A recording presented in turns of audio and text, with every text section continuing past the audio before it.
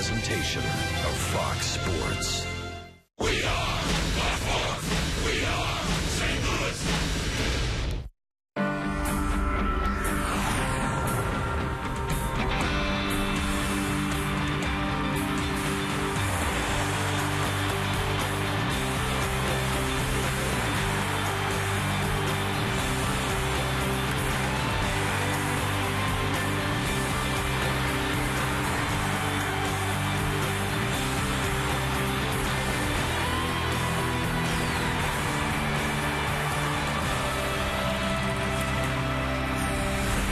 Sun is shining brightly. It's a cool afternoon from Roger Dean Stadium in Jupiter, Florida.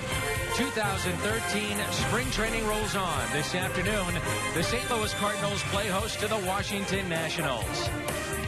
And welcome to spring training baseball. Here on your home of the Cardinals all season long, Fox Sports Midwest. That's Rick Horton. I'm Dan McLaughlin. The final tune-up this afternoon for Jaime Garcia. This time next week, he's facing a major league lineup. Today, a little different story. Yeah, not the A lineup for the Nationals today, but I actually think that works in Garcia's favor. To me, it's a chance for him to work on all of his pitches, Dan, to get that confidence going into that first start on the West Coast. One of the stories of this camp for St. Louis, it's been injuries. David Freese, the latest, and now he's on the DL. He'll start the season there. Our key to the game today, brought to you by Toyota, and that's Ryan Jackson, recalled from AAA. That injury means a second chance for Jackson, who did not get off to a good start with the bat this spring training, but he's a versatile guy. He's got a lot of ability, and he's going to get that second chance beginning here today. So Ryan Jackson is in the lineup today. Jaime Garcia, his final tune-up. It's the Cards and Nationals, the final time they'll meet in spring training. Chris Maloney and the gang having some fun as we get set for baseball. The Cards and the Nationals coming up next.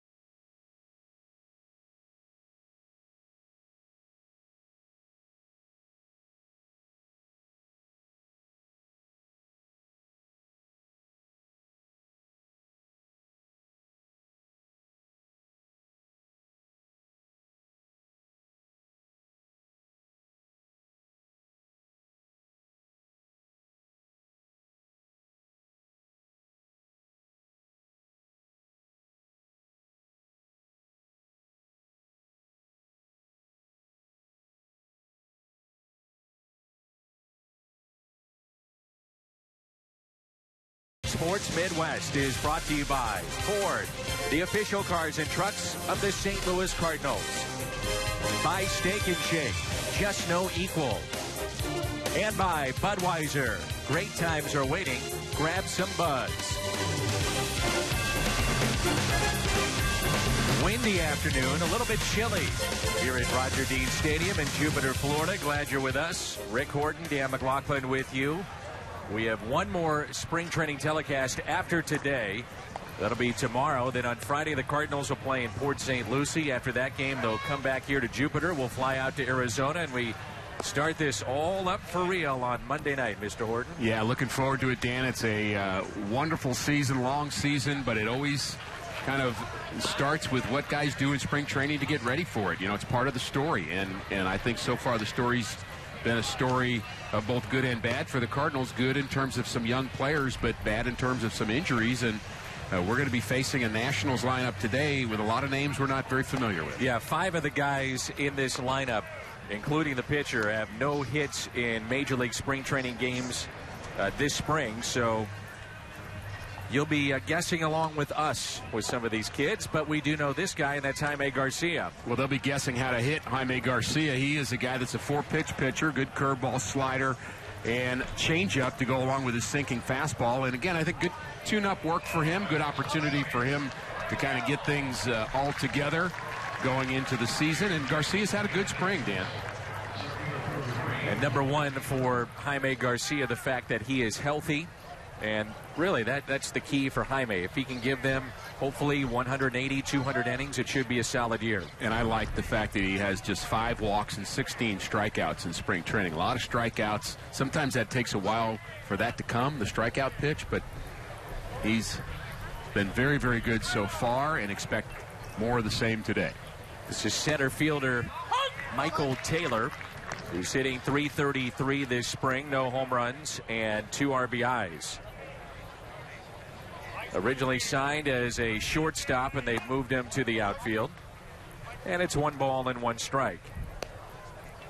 We saw yesterday Adam Wainwright saying to the Cardinals that he wanted to get at least 90 pitches. He did that. We'll see how far they want to extend Jaime Garcia today. A fly ball out to center field. Shane Robinson is there, 1 away. Wind blowing from left to right today, typical in Florida, and that should be something that the outfielders are going to have to deal with. And we have Holiday, Robinson, and Craig in the outfield from left to right. Daniel Descalzo and Pete Cosma on the left side. Ryan Jackson getting the start here this afternoon at second base, normally a shortstop. And Matt Adams, who's had a very good spring at first. Tony Cruz and Garcia the battery. That's our Cardinals defense. This is Destin Hood, who's hitting .400. No homers, 1 RBI. So split squad for Washington. Their Major League club stayed back. Ross Detweiler making that start. And quickly, it's no balls and 2 strikes. And you'd expect the Nationals collectively to be a very good team again this year. Last year they won 98 games, first time since 1969 that a DC team has played over 500. And they have a very, very solid team, Dan, and they just got better with some of their acquisitions in the offseason. Their bullpen got better, and they got Denard Span to play in the outfield, which I think is another plus for them. So expect Davey Johnson's crew to be on top again in the East. 1-2 pitch. Popped up to the right side, shallow right field. Making the catch, Alan Craig. He's in right today. It's good to see that Carlos Beltran played yesterday in Port St. Lucie. He's been dealing with a fractured toe, and Craig's versatility allows him to play either first or either corner outfield spot, left and right. Yeah, Carlos got hit on the toe by a pitch early in spring training, and it was a pitch that never really hit the ground. It went right to his foot, and very painful for him. But he's learning to deal with that. He's kind of playing around it right now. But at some point, we're going to see Craig play some right field, and getting that chance to work on that today. That's the only lefty in this lineup, Mike Costanzo, and he picks up a 2-out base hit.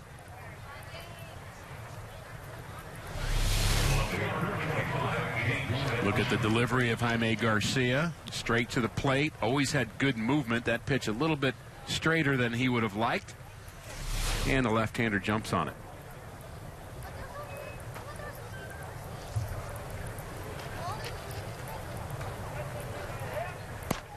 Garcia, the classic example of a pitcher that sometimes is under the radar because he doesn't throw 95, 98, and people say, well, he doesn't have that awesome stuff. But Chris Carpenter always said about him that he has as good a stuff as anybody on a Cardinal uniform because of the movement that he has and the great pitch selection. He also has some deception in his delivery that I think can work towards him.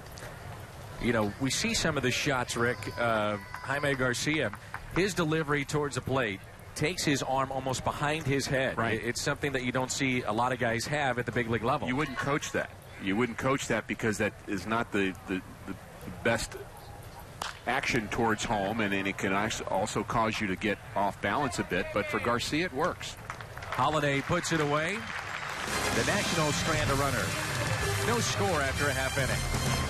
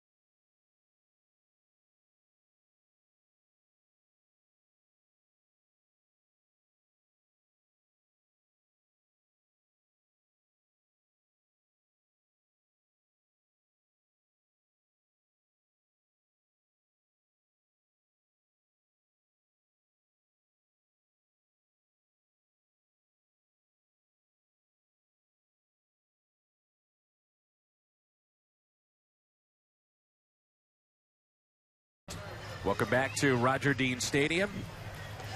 Shane Robinson will lead it off for Mike Matheny's club, followed by Daniel Descalso and Matt Holliday.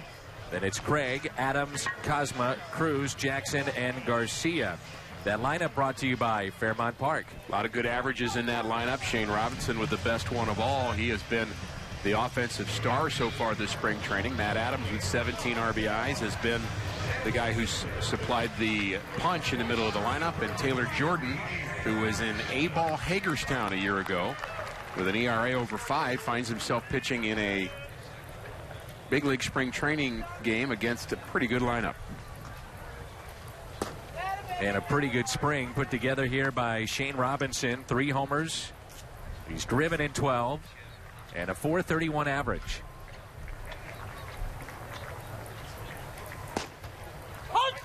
Imagine the butterflies for this young right-handed pitcher, Taylor, who, when you see the names on the back, they're names he knows, names you recognize, not just another guy playing A-ball, but these are guys that get national attention and big league players, and you have to find a way to kind of harness what you do and not get overly excited about this opportunity, but certainly wants to make the best of it. The 2-1 is hit down the left field line, but pulled foul. Well, Jordan is 6'3", 190 pounds, a right-hander. He's now 24 years old, from Merritt Island, Florida. Originally drafted by Cincinnati in the 18th round in 2007, did not sign. 9th round pick in 2009 by Washington. Missed a year with Tommy John. And they say they expect him to have pretty good velocity back this season.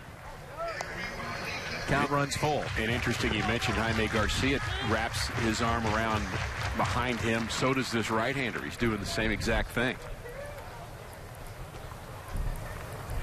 The 3-2 pitch, and it's a leadoff walk.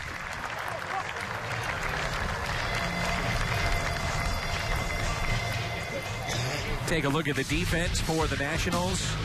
Van Ostrand is in left. Then it's Taylor and Hood also in the outfield. Costanzo, Martinson, Sanchez, and Bloxham. Jeff Howell is behind the plate. And your pitcher, the 24-year-old out of Florida. Here's Daniel Descalso. And he rips it into right center field. Robinson initially started heading back to the bag at first if that was caught. Didn't want to be doubled up. So just trots into second base, and the first two have reached for Matt Holliday now. We're seeing more of that from Daniel this spring than we did at any point last year, which is driving the baseball, and that's something, a real point of emphasis for him at the tail end of last year and again this spring. Yeah, it's not just getting hits, but it's getting hits with authority. He really is blistering the ball. He had a batting practice today where he was just hitting bullets everywhere, and of course it's just batting practice, but you really see a renewed confidence with Descalso, and he of course is going to be splitting time in some way with Matt Carpenter at second base, but a valuable part of the Cardinal team either way. Cardinals right now, which when you look at their 25-man roster projected to head to Arizona, they just want to stay healthy. A lot of injuries in this camp. Carpenter, Furcal, the latest being David Freese. The 0-1 pitch. The closer is out, Jason Mott. You get the sense, Dan, first couple of injuries, you get the kind of stiff upper lip, and you just say, look, we're just going to move on. And then the second one, we're going to move on. The third one, ouch. The fourth one, and by now I think the Cardinals, frankly, are a little tired of the injuries, and especially the key players. David Freese, your closer, Carpenter, your shortstop, and Furcal. I mean, just a number of injuries that they're going to have to find a way to overcome. 2 balls and 1 strike. Outfield is straight away and deep for Matt Holliday. Average has climbed to 256. He was under 200 for a bit. And remember, he missed some time with the flu. He dropped about 10 pounds. Couldn't keep any food down. And once he came back, the Cardinals really eased him back into the spring training lineup.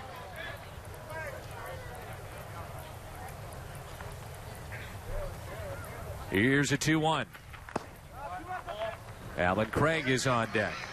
Well, you mentioned it, Rick. You get these young guys out here. Obviously, tremendous opportunity for them, but also they can be a little amped up. Yeah, they're professional baseball players, so they have some ability, and clearly don't have the experience that the others do that they're playing against right now. But finding a way to just do what you do and feel like, you know what, my best may not be major league ready yet, but I can get Matt Holliday out if I throw my pitch. And right now, he has had nothing but trouble. That's 2 walks and a single, and now the base is loaded for Alan Craig. Put his name in the category of one of the most dangerous hitters in all of baseball, especially in this spot. He had 400 with runners in scoring position. Limited time a year ago, Rick, and still put up tremendous numbers. And one of the values you have with Alan Craig is that he can play outfield positions as well as first base. And Craig picks up a base hit. The Cardinals pick up an early lead. 1 run is in. Here comes another. And it's 2-0 St. Louis. RBIs 12 and 13 this spring for Alan Craig.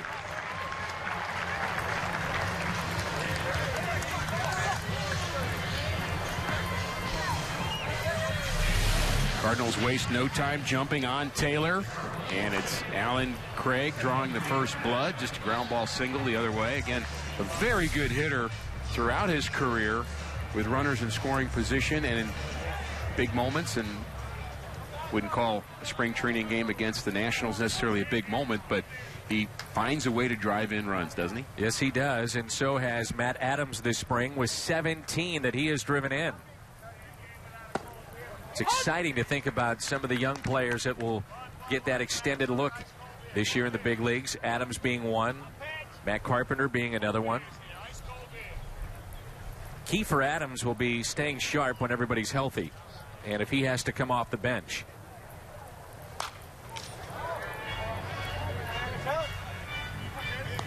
No balls and 2 strikes. That'll be part of the work of Benji Molina, and John Mabry is making sure that he is ready. You never want that as an excuse that, well, I'm not getting enough at-bats, and the coaches will hammer that into the young players to say, look, don't use it as an excuse. Be as game-ready as you can be, and we'll work you to make it that way. And I suspect that Adams will get a lot more at-bats than maybe most would think right now. He's a hard guy to keep out of the lineup right now. A lot of it will come down to the health of your corner outfielders, and then moving Craig to one of those spots, and then giving Adams a chance to play first base. He cannot play the outfield. He'll tell you that. First base has been his position, and he drives it out to deep right field. It is hooking, and that ball is foul. This pitcher is not fooling many of the Cardinals. No, and the wind blowing out towards right field, a little bit left to right now. In fact, it's a pretty steady wind, and he hooked that ball a bit, but the wind probably pushed it even further towards that right field corner. And boy, this could be a long afternoon for this split squad Washington Nationals team. Again, their major league club stayed back, and Ross Detweiler going for them today against the Atlanta Braves. Here's a 1-2 pitch to Matt Adams. Goes the other way and just foul. Matt was telling me the other day in the cage that he's really been concentrating on taking the ball up the middle, also driving it to left. He felt that he got away from that last year after he was hurt, trying to pull everything. And when he's right, Rick, he does spray the ball with power all over. Short swing, power swing. And this time he's tied up in a swing and a miss, a strikeout. And the first out recorded by this right-hander. Maybe he can breathe now. Just relax, right? The rotation was so good a year ago.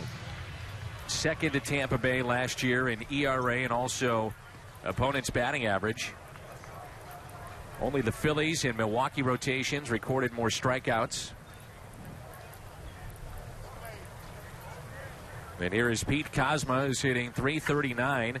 Grand slam yesterday. How about the home runs for Pete? 3 this spring. Showing a lot of power, and you almost would have to include him on that short list of spring training surprises. Not that you didn't think he would do well, but I think he is really establishing himself as Cardinal shortstop, maybe not only of the present, but of the future. And he did not hit well in the lower minor leagues, but I think he's figured something out. Ball's jumping off his bat down here. Came in great shape. We know about his success the end of last season in the playoffs. 1-0 pitch. This spring, when pitchers have gotten him out, Rick, it's been pounding him in and low in the zone. Anything belt high, and this is for most major league hitters, they're going to crush it. And Pete, no exception, but he just carries himself a little differently this spring training. The look of a big leaguer, if you will. 2 on, the 1-1 pitch. You know, that's not just Kozma, Dan. That's a lot of the younger Cardinal players who are starting to come into their own. John Jay, Daniel Descalzo. You throw maybe Matt Carpenter into that, Alan Craig. Guys that haven't been around forever, but, you know, this is becoming their team now.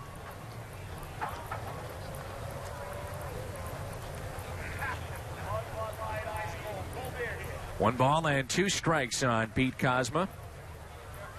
Kozma with a base hit out to left field. Holiday will score. Throwing to third is in time, and they'll get Alan Craig, but Pete Kozma makes it a 3-run St. Louis lead, and he picks up his 15th ribby this spring.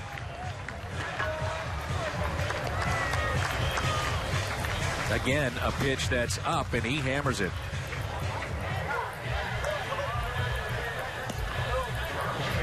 Jose Oquendo sends Matt Holliday. No problem with him scoring. The question is, can Alan Craig get to third? Running well, but the throw right on time gets him there. And I would say somewhat mercifully from the pitcher's standpoint. Yep. Here's Tony Cruz. 7 RBIs this spring. Batting .225. Cardinals. Well, I wouldn't expect too much mercy in this game, Dan. You're playing at this level. You can't just kind of pull back. You can't have a half of at-bat. You can't kind of just goose a slider up. I mean, you're doing what you can do, and Cardinals may have a lineup today that's just going to outplay this Nationals, and we may see a 10-run game today. No 10-run rule. No. 1 ball, 1 strike on Tony Cruz. Rob Johnson has seen a lot of playing time as a backup catcher to Molina this spring. J.R. Tolles, the former Astro, was sent to the minor leagues. I think the Cardinals, though, feel comfortable that Cruz, who was a third baseman and an infielder when they signed him, but I think they feel that he's gotten a lot better defensively, and he's got 2 guys to learn from that were 2 of the best 5 years ago. Now one is the best in Molina and Mike Matheny, 4-time Gold Glover. Yadi's won 5.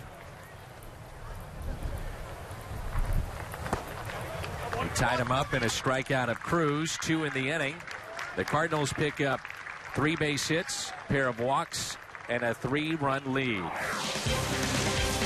Daniel Descalso, after the walk to Robinson with a base hit, he would come around to score thanks to Alan Craig. 2 RBIs for Alan. And Pete Kozma, also an RBI base hit. 3-0 after an inning of play. Better medicine.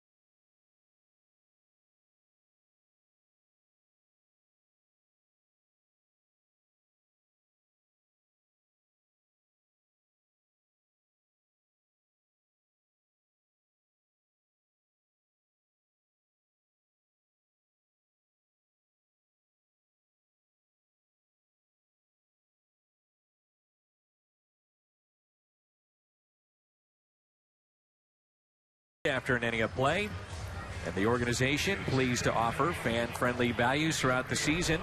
Save some cash and see the great values at the ballpark, like the Six Flags double play combo, Hunter Family Sundays. Fill up at Phillips 66 and more. Fan-friendly values.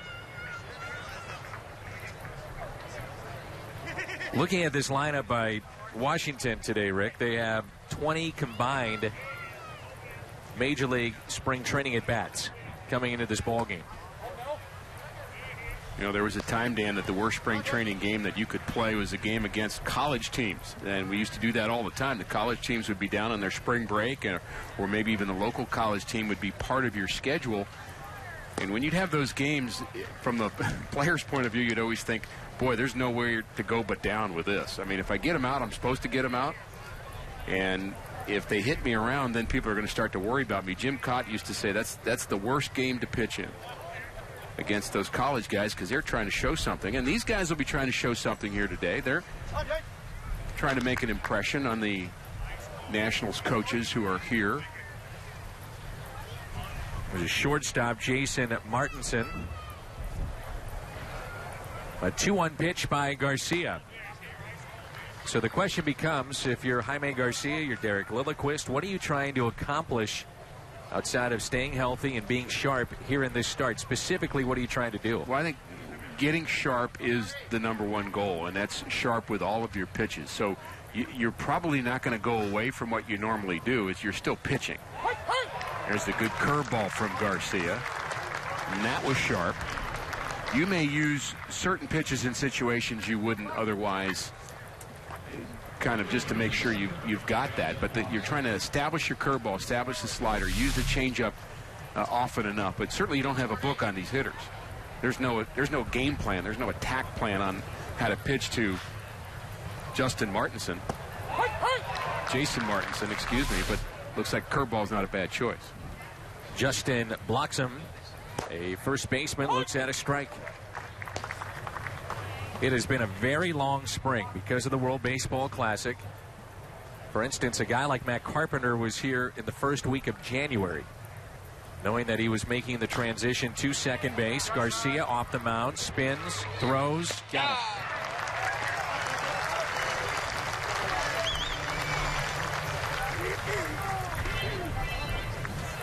Matt Carpenter's the kind of guy, though, Dan, that first guy at the ballpark anyway. I mean, he can't get here early enough. I mean, wouldn't be surprised if Matt Carpenter decides one year to come down here in December to get ready for spring training.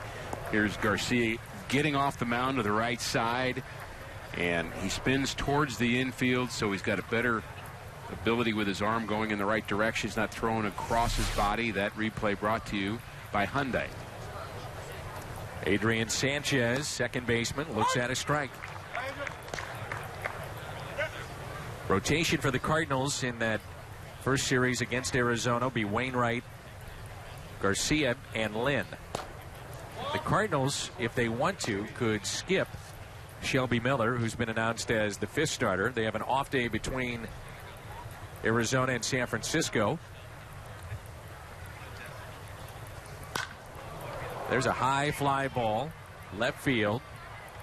Holiday, plenty of room, and makes the catch. 1-2-3 inning for Garcia.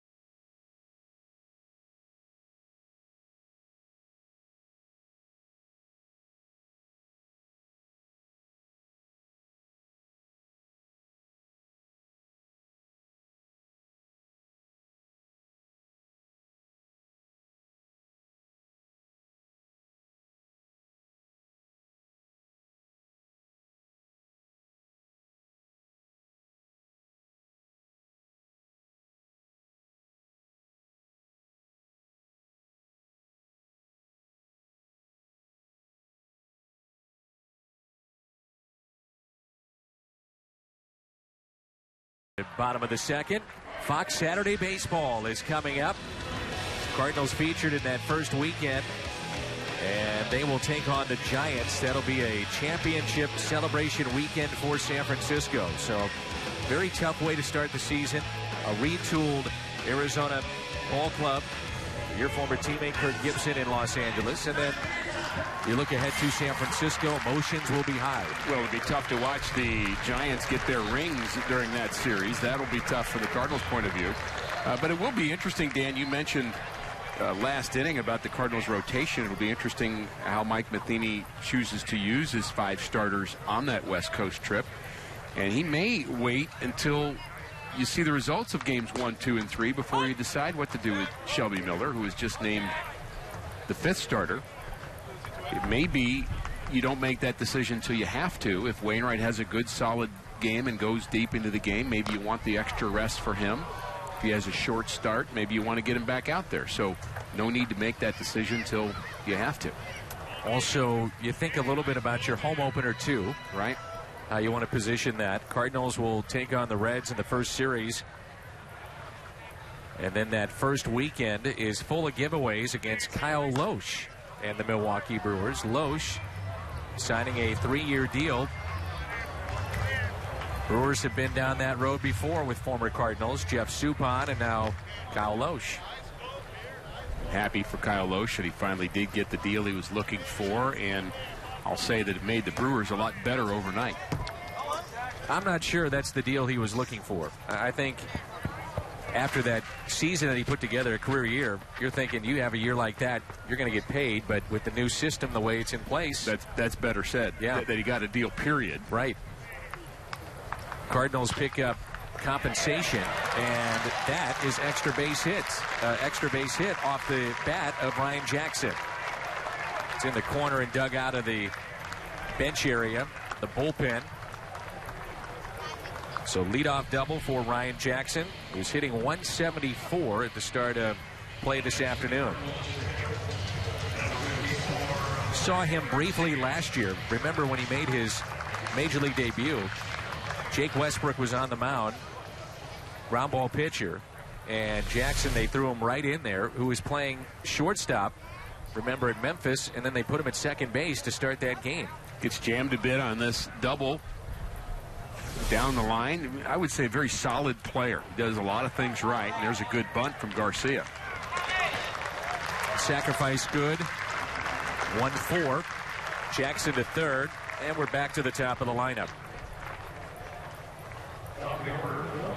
John Booch shared with me a week or so ago that with both Cosma and Jackson, part of the reason they switched them from short to second is they wanted them to both get the experience of having played multiple positions. Because the idea is when they get to the big leagues, you may have to do that. And so why not give them that experience at the minor league level? And Jackson has mostly been a shortstop, as has Cosma. Here's Shane Robinson, and it's pop foul. So second inning, and the Nationals will play the infield in. Just seems to be what you're talking about over the years, that player that can play all the different positions. And the Cardinals have had a long string of those, of very good players in that regard. Can play multiple positions. As Robinson drives it out to left, and he has extra bases. Jackson will score, and Shane Robinson is aboard for the second time. To go along with a walk, he now has a double.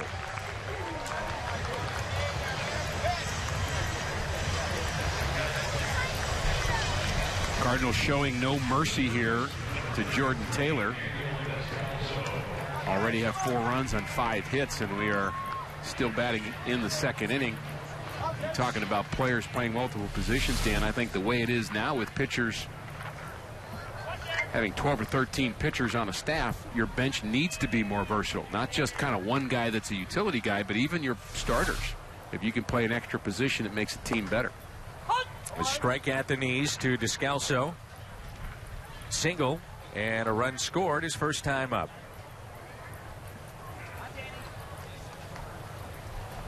Runner at second, Shane Robinson. 4-run lead as we play here in the home half of the second. Descalso takes it the other way. That's slicing fair. Just stayed fair. Robinson will score. Descalso trotting into second base with an RBI double.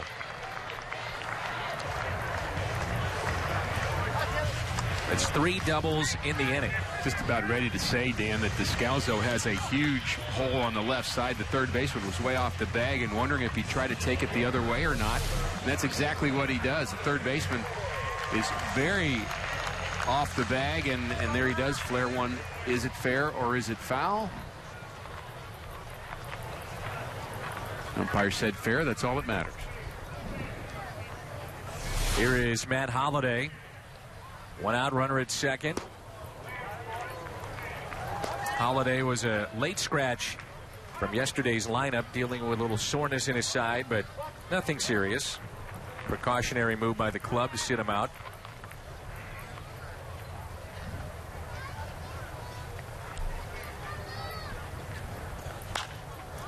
He pops it up to the right side. Sanchez, foul territory, and he runs out of room. Wind is blowing towards the seats in right, and it took it right out of play. I would say at this point, mentioning Holiday's stiffness, there's a look at the wind and the flag blowing out. Good effort. Nationals' young first baseman. But I would say Mike Matheny at this point is probably trying to avoid Greg Houck at all costs. I think they've had way more conversations than they would have liked here in spring training about players' injuries. Here's the 0-2 to Holiday. Up the middle, slowly hit. A seeing-eye single as he fought it off, and an RBI base hit for Matt Holliday. He's on base for the second time. And the Cardinals have themselves a 6-run lead. Game like this, Rick, and this is no disrespect to the young pitcher out there or this lineup that Washington has, but if you're Mike Matheny, I don't know, maybe you say, let's get our regulars a couple of at-bats, get them out of there, and you're really walking a fine line, because Matheny is trying to get these guys game ready and sharp, but yet the last thing that he wants to do is get anybody hurt, and the most important thing from a Cardinal perspective is making sure Garcia gets his work in. There's no doubt the pitching, you can't change that plan. You've got to get Garcia's pitch count up. You've got to use the relievers you want to use. The question will be offensively, how many guys does he keep in and for how long? And that's right there an indication of the difference between an A-ball pitcher and a big leaguer. That 0-2 pitch got way too much of the plate. Big leaguers make that mistake sometime too, of course, but when you're in lower levels, that's what happens. You get Holiday behind in the count 0-2, throw one right down on the inside corner, and he drives it up the middle for a base hit and an RBI. Now Alan Craig. And a single and 2 RBIs, first time up. Got the Cardinals on the board in the first. 3 runs in the first and already 3 here in this inning. Added up to a 6-run lead. 7 hits for St. Louis. So, Dan, in basketball, you have a big lead early, you can stop pressing. Football, you can stop passing the deep ball, you start running the ball. In baseball, what do? Stop hitting? Stop pitching? Not as easy to figure out how to handle situations where you're overmatching your opponent. Inside, and now right-hander starts to throw for the Nationals in their pen. Certainly you wouldn't want to run the bases the same way. You wouldn't be hitting and running as much. Those are a couple of things, but you can't stop swinging the bat. Very short lead at first by Matt Holliday, and there's a fly ball off the bat of Craig. Into shallow right center. Catch is made, and there's 2 away.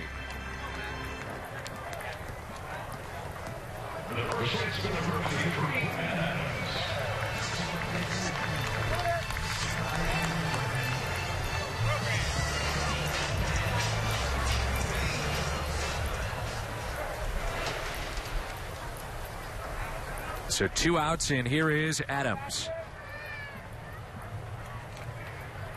Nearly hit one out of the park his first time up. Pulled it just foul down the right field line. The Nationals a year ago, 98-64.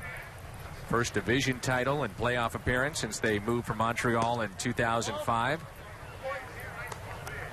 And I would have to say that most of the experts and those that we talk to down in Florida, the scouts, they believe Washington is the team to beat in the East, if not the entire league.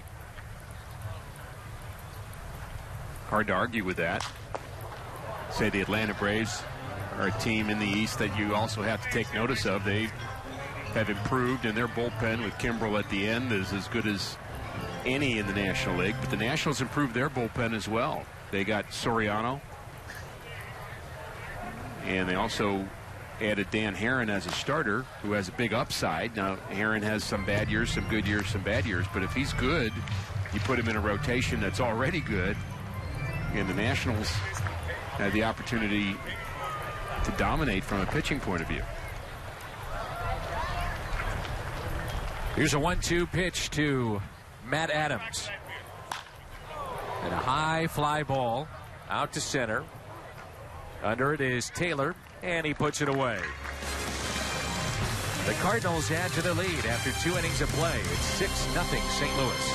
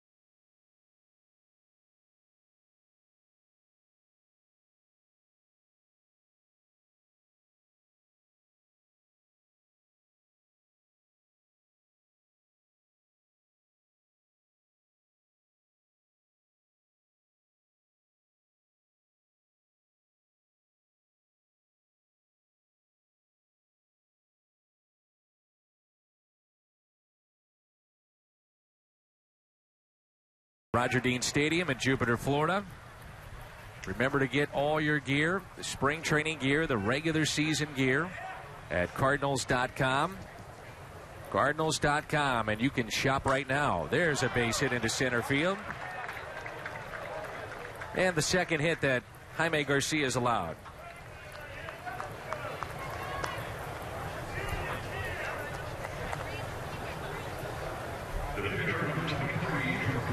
Is it tough for you to be able to judge how sharp Garcia looks today when you see minor league hitters? Because he may get away with some pitches that normally he wouldn't. There's no doubt about that. I think what you're looking for from Garcia is command. Is he throwing pitches where he wants to? And, you know, the results, you might get better results than he would against certain teams. There's a bunt too hard, well handled, and turned at second base by Ryan Jackson. Cardinals very aggressive the way they defend the bunt, and Daniel Descalso charged hard on that one, Dan, and made a very nice play along with Ryan Jackson. We forget just how good Descalso was a couple years ago. Tony La Russa primarily using him to come in late game situations, play defense at third, and he actually was in the top 5 of voting for the Gold Glove at third base. Very good defensive player, and we know about the arm as well. A plus arm from Daniel Descalso.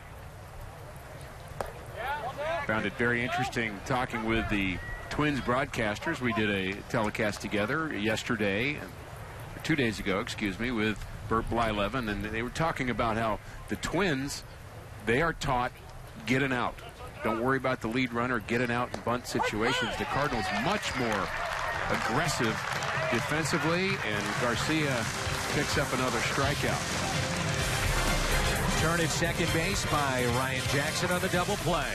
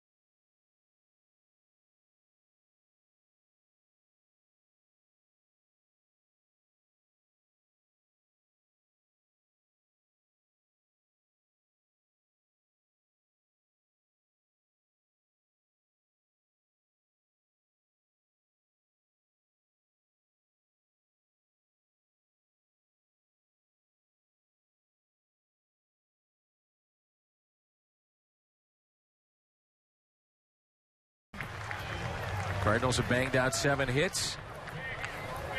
Our final spring training telecast tomorrow. What's on Tap is brought to you by Budweiser, and will come your way at noon and take on the Miami Marlins.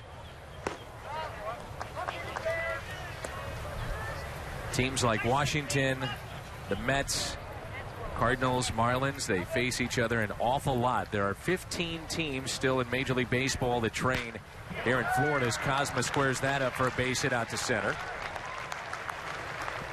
Trying to make it attractive to have Houston train in the Palm Beach area. We'll see if that comes to fruition.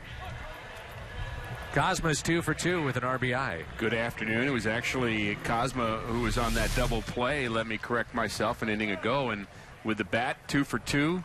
Pitcher having to duck again and really trying to figure out some way to get some outs. He's given up 8 Cardinal hits, 6 runs. And they only have 5 pitchers they brought with them on this trip. So they need him to go out there as long as he can go. And we all saw a little action last inning while he was in the middle of a jam. And I'm sure they'd like to see him pitch 4 if possible. Tony Cruz struck out swinging first time up. Little bouncer towards third. Will get the lead man in the turn. Safe at first. Adrian Sanchez is your second baseman. That was a heck of a turn. And I thought he was out. I don't know about you, but to the naked eye, it looked like he was out. Yeah, there's actually 2 very close plays. Even the play at second base was kind of close. Costanzo's the third baseman, and he was a little bit deliberate releasing that ball to second base, and that made it close at second. When you mentioned the good turn by Sanchez.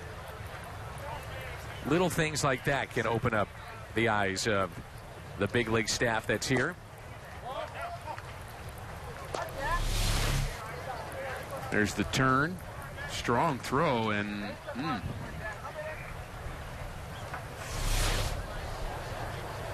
still tough to tell. So 1 out, and here's a 1-0 pitch. In on the hands of Brian Jackson, who doubled down the third base line. And also scored a run back in the second inning.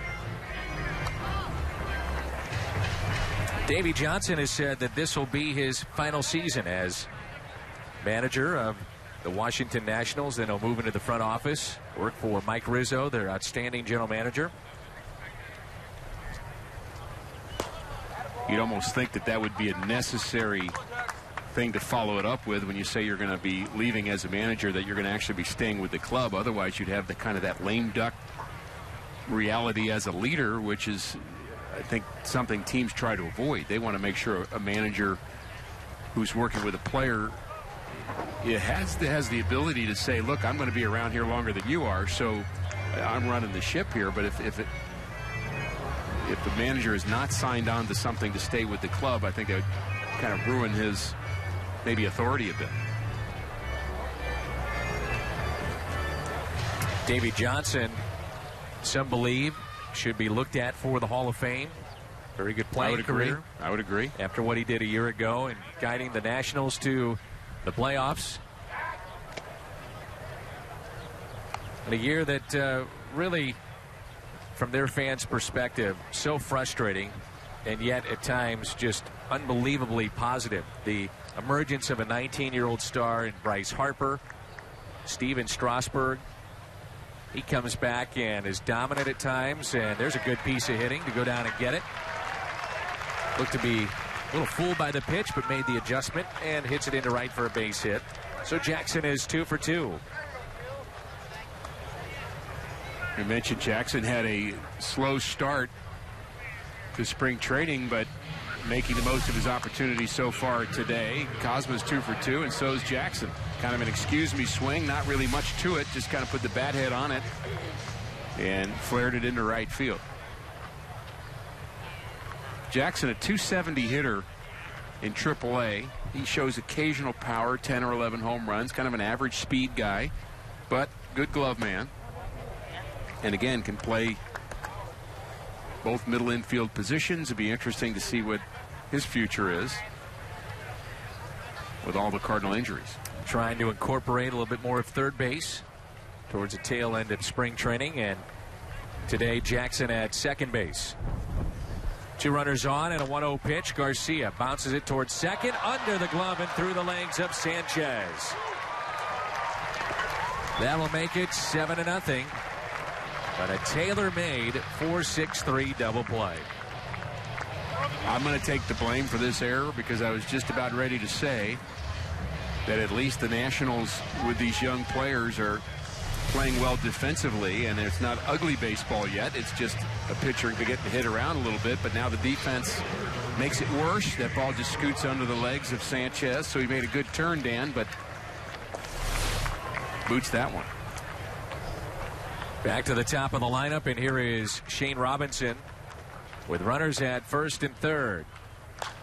Robinson, a fly ball that is slicing down the right field line near the hill area behind the Cardinals bullpen. They actually have passes for kids to go down there, and the guys in that bullpen have been very gracious all spring long and taking pictures, signing autographs, visiting with the fans. And I think you would agree with me, Rick. I would encourage any fan, if you have the chance, come on down here and take in spring training. It's a relaxed atmosphere. You've got the backfields to watch the minor leaguers. Cozy stadium. And I think that's the hidden gem of this, the fact that you can go watch a ton of minor league games at the same time. There's normally 2 or 3 games going on, and you can see guys that maybe you don't know their name yet, but you get a chance to look at them, and you can see a Michael Wacha pitch down there. You can see a couple years ago an Oscar Taveras develop, and Alan Craig not that long ago on those fields working their way to the big leagues, and you can kind of say, hey, I saw him over there. I saw him when they were just kids, and you could tell there's something different about him. I think fans that have that experience just love it, and they always come back for more. 1 ball and 2 strikes.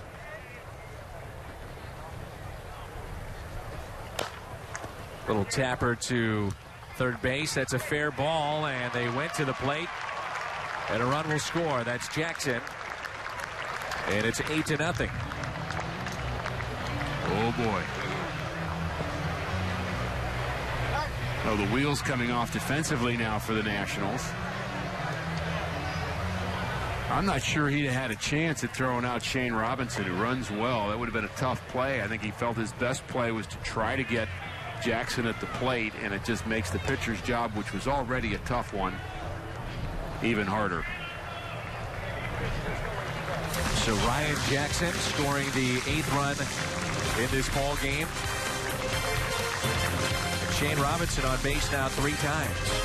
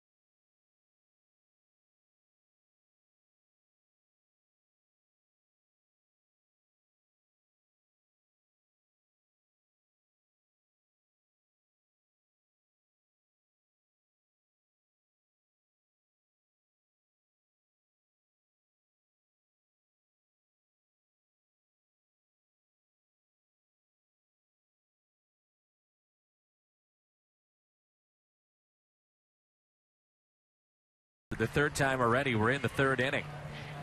2nd place and spot in this order. Matt Holliday is on deck. Runners at first and second. Jeff Mandel is the pitcher. And that is ball one. 10 hits for the Cardinals. Descalzo has 2 of them. And he really has been swinging with authority of late.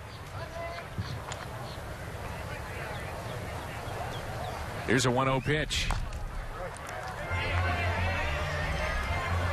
1 ball and 1 strike.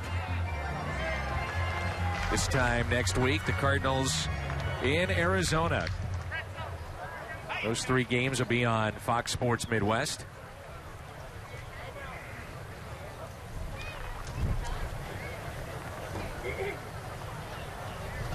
One pitch. Double play ball again. Out at second, and the throw is into the seats, and a run will score.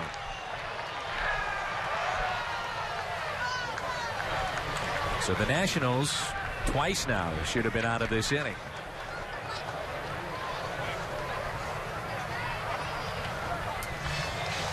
And a good example here of the difference between A-ball and AA players and big leaguers. Again, they're just not quite as good at execution, and that ball thrown over the Cardinals dugout. And, you know, you start to think about it a little bit. All of a sudden you realize, ooh, I'm starting to feel the stress here. The run count is going up. That's now 9 runs, 10 hits, and I'm starting to make some errors now. You start to think, oh, maybe I don't belong on this field, and you hate to see young people have that kind of experience, frankly.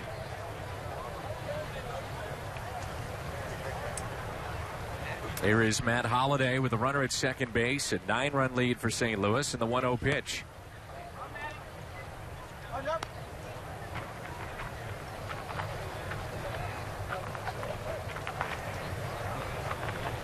Holliday has walked and scored. That was in the first, and also an RBI single in the second. The 2-0 pitch. 3-0. I'm sure Davey Johnson has his reasons for sending over the 25 guys that he sent this particular day and deciding to keep all of his regulars in one place. I just wonder whether split squads would be better served in spring training, and by literally splitting them and having some of your regulars go to each game. It may even help in the development of the younger players to get to play alongside a Ryan Zimmerman or to play alongside Bryce Harper in the outfield instead of a bunch of guys that are all trying to feel their way. Holiday's day is through. Adrian Chambers will be the pinch runner. I'm in agreement, Rick. I think you have some guys, minor leaguers, that learn by just observing and watching the Zimmermans and some of the other guys, the LaRoches that have been around for a while. And one way you see them make mistakes too, which means that, okay, I don't have to worry about being perfect here. It's not a game of perfection. It's a game of kind of, you know, handling failure and adjusting and succeeding more often than you did the day before. And it's kind of just a game of managing that frustration. But if you don't have a big leaguer around you, it's harder to manage. There's a breaking ball, 1 ball and 1 strike. The guy boots the ball, and you got Ryan Zimmerman walk up to you and say, hey, that's all right, get the next one. That would mean everything to you than to be standing next to a guy that's saying, boy, I hope the next one isn't hit to me. I hope it's not my turn to boot one. They've committed 2 errors today, and that's taken low and outside, 2 balls and 1 strike. You know, we're thinking about just how good this team was a year ago with the 98 wins and the emergence of Harper. But it also will be remembered for the epic collapse of what they had against St. Louis in Game 5 of the division series. 9-7 loss to St. Louis. And probably most notably, they're going to be remembered for shutting down Steven Strasburg. Well, they're going to have a hard time getting past that, and the one way to get past that is for them to win this year and kind of have maybe the proof in the pudding to say, see, we needed to have Strasburg healthy all season this year, next year, the year after, and maybe put together not a dynasty, but a number of back-to-back winning seasons. And I think that will help people forget about a year ago. The 2-2. That's what they're banking on, is that All right, we sacrificed last year. He was shut down at 159 innings. But the upside is we have him healthy for this great run that we're putting together. Well, you get some heated discussions about Strasburg. Where did you stand on that? Well, I didn't like the idea of strutting him down or setting him down just on principle. And it's like you get a chance to win. Players know how few and far between those chances are. And the players play to be World Series champions. That's what they play for. And when you start talking about an individual's kind of situation, it's really tough to look past the team at that point. And so I get both sides of it, but it just kind of goes against everything that you think of as a player, because we want to win and we got a chance to do it, and we're shutting down our best. Sure. Here's a 3-2 pitch to Craig. A high fly ball, center field. Catch made by Taylor. Cardinals strand 2. They put up another 3-spot. 9-run lead.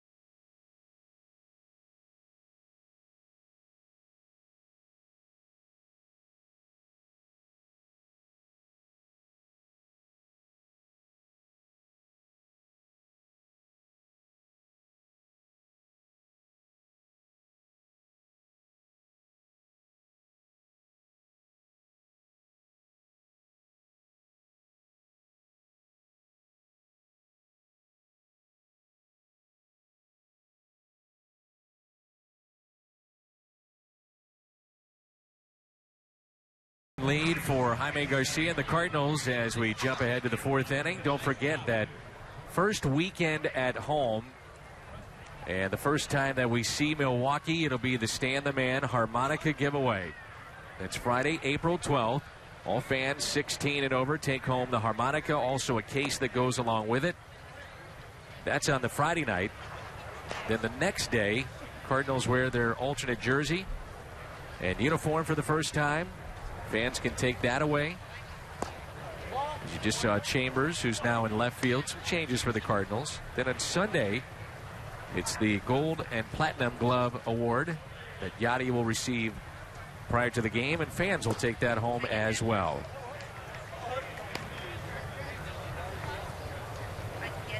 I don't know about you. I'm glued right now to watching LeBron James and what the Heat are doing.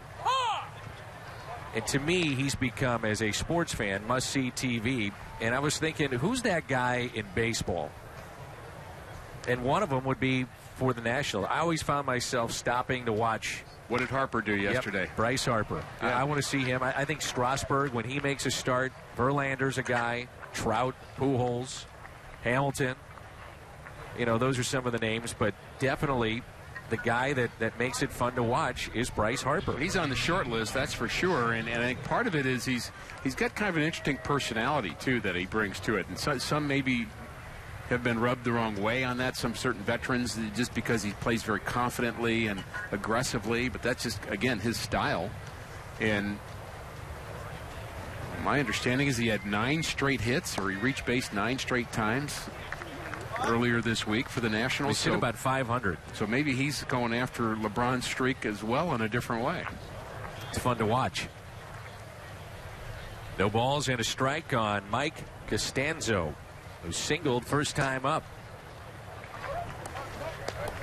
Cardinals with Chambers in left. Ty Wigginton is taken over at third. And Oscar Taveras is in right field. No balls and 2 strikes. It scoots away from Cruz and off the home plate umpire and into the Cardinals dugout. Something you expect from Garcia. He's going to throw a fair number of wild pitches because of the way his ball moves. And I don't think that's necessarily an indication, making a negative comment to him. I think the point is he's very tough to receive. And that ball just kind of scooted away underneath the glove of Tony Cruz. Again, the late movement of Garcia, part of it. We're talking about some of those players in the minor leagues that you get a chance to watch when you come down to spring training. All eyes right now have been on Michael Wacha. And Wacha making an appearance today. He's throwing against the single A club, I believe, of the Marlins. And they're going to skip him in a start against a AAA affiliate because he will start in the rotation at AAA. There's a base hit into center field. And Hood is held up at third, and it's first and third, and nobody out. Well, the interesting thing about Michael Wacha, to me, and I've talked to many, many people about him down here in spring training, and a lot of Cardinal coaches in that mix, including their farm director. There's the hit up the middle. Costanzo now 2 for 2. But you cannot find anybody to say anything negative about Michael Wacha. Not that you're out there looking for it, but you want to say, okay, well, what does he need to work on? And the answer basically is nothing. They talked to Brian Eversgerd about Wacha a couple of days ago, and Gertie has been the minor league coach multiple years at the Cardinals organization after pitching in the big leagues with him, and Brian, who was named the minor league coach of the year a year ago for St. Louis, said he's got an amazing fastball. His changeup is plus. And I said, well, what about his curveball? He said, well, that's good too. I mean, there's nothing negative about him, and he carries himself like Adam Wainwright is the classic thing that people are saying about him. So nothing negative about Michael Wacha, and so really just a matter of time before we see him. He was on the caravan with me this last offseason. And jokingly, I would introduce him by saying, we've got a special guest. Here's Adam Wainwright. And they carry themselves the same way. I mean, they're. Does he have the same sense of humor? I think so. Body type, tall, lanky, and, guys that obviously have plus stuff. He's not going to do all those crazy handshakes in the dugout, is he? You never know. It took Adam a while to get there. This is only his first spring training. Give him a few years. Yeah, I don't think it's far-fetched, though, Rick, that at some point this year we're going to see Wacha, right, Taveras, maybe at the end of the season, barring any injuries, Colton Wong. There's a lot of guys that they have a chance to bring up, maybe even a Garcia, middle infielder that's shown that he is a plus defender. There's a fly ball out to left. Adrian Chambers there to make the catch. Runner tags up from third, and the Nationals get on the board. It's 9-1.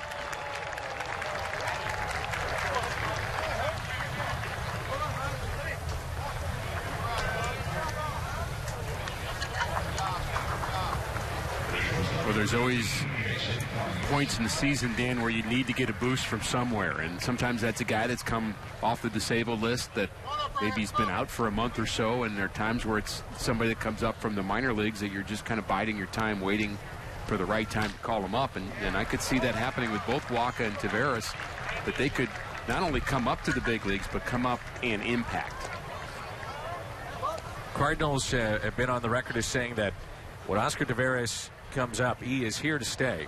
It's not going to be going back and forth down I-55 to Memphis. He is here to stay. The question that you have to ask yourself from John Mozeliak's point of view and Mike Matheny's point of view is that he's 20 years old. You're not looking to take at-bats away from him. You need to keep his growth going and playing every day. So if he comes up here, despite his great talent, he can't sit. You got to make sure he plays. And where is that spot right now? You got John Jay in center. You got an all-star in left and an all-star in right. Very tough to fit that in.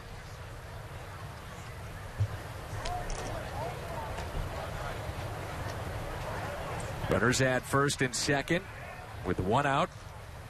Justin blocks him. And a ground ball to short out there. And the turn, nicely done. Boy, Cosma got rid of that quickly at shortstop. Sure did. Looks smooth. Nats get on the board. It's 9-1.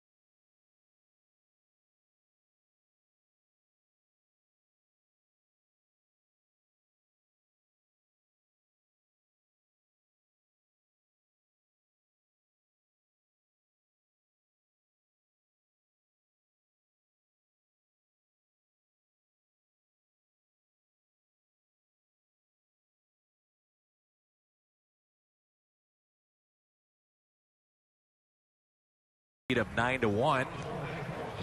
Packed house here at Roger Dean Stadium and in Jupiter, Florida. And don't forget about StubHub. Place to find seats you want. Best seats in the house. StubHub.com. I'm sure a lot of these fans that came out and bought tickets for this game were hoping to see maybe a handful of the Major League talent of the Washington Nationals. Instead, they get a 9-1 Cardinals lead, and they're going to add to that. Adams on his way to second base and in there safely. So a double for Matt Adams, his first base hit, and 1 for 3 today. Fourth double for the Cardinals already. Hooks this one just inside the bag. And that'll be it for Matt Adams. That's his first hit of the day. Pretty much every Cardinal's done something offensively. Rick, when you were playing, and many times there were split squads, and when you were training, it was in St. Pete. But the question would be, how many times did you see a lineup that Washington is doing here? I can't recall a time that we've seen that happen. And majority of the times, if it's a split squad, and we talked about it, it's not only to help your young players, but you also owe it to the fans to have a few of the big leaguers here. That's right. Not just good for the development of the young guys, but there used to be a rule, and I can't quote it exactly, and maybe it was more understood than it was written down, but I think Major League Baseball was very concerned because of the fans that are coming and paying to see these games, that they would see at least 3 or 4 regulars when they would split the squad. It was actually kind of an understood rule that you would send at least a few of your guys on these particular trips. And so my understanding is, from talking to Brian Bartow with the Cardinals media relations, that with the World Baseball Classic, they've relaxed some of the rules in terms of how teams manage their personnel on split squad games. And so the result is 9 guys here that many of whom may never see the big leagues. Cosma out by a step. That double play that he started was as good as we've seen him get the ball out of the glove, and just how he carries himself. We talked about it earlier, but just watching Pete Kozma, he looks very smooth. He seems bigger to me, stronger, just like as if he's just come into his body, come into his ability, and the confidence just keeps growing for Pete Kozma. And, you know, you do what you did a year ago, how can you not be confident to have the kind of big hits he had in playoff baseball and in September? And I think the future's bright for Pete. Here's Tony Cruz with a runner at third. Let's go back to that last double play in just a moment here as the infield is drawn in for Washington, despite the fact that they are down by 8 runs. Well, you saw the quick hands right away, and it's hard not to. This ball hit to Kozma, and very quickly, it's already on the second baseman, Jackson, and it happened so fast, and that was just, again, the quick hands of Kozma. And that's a base hit RBI for Tony Cruz to make it 10-1.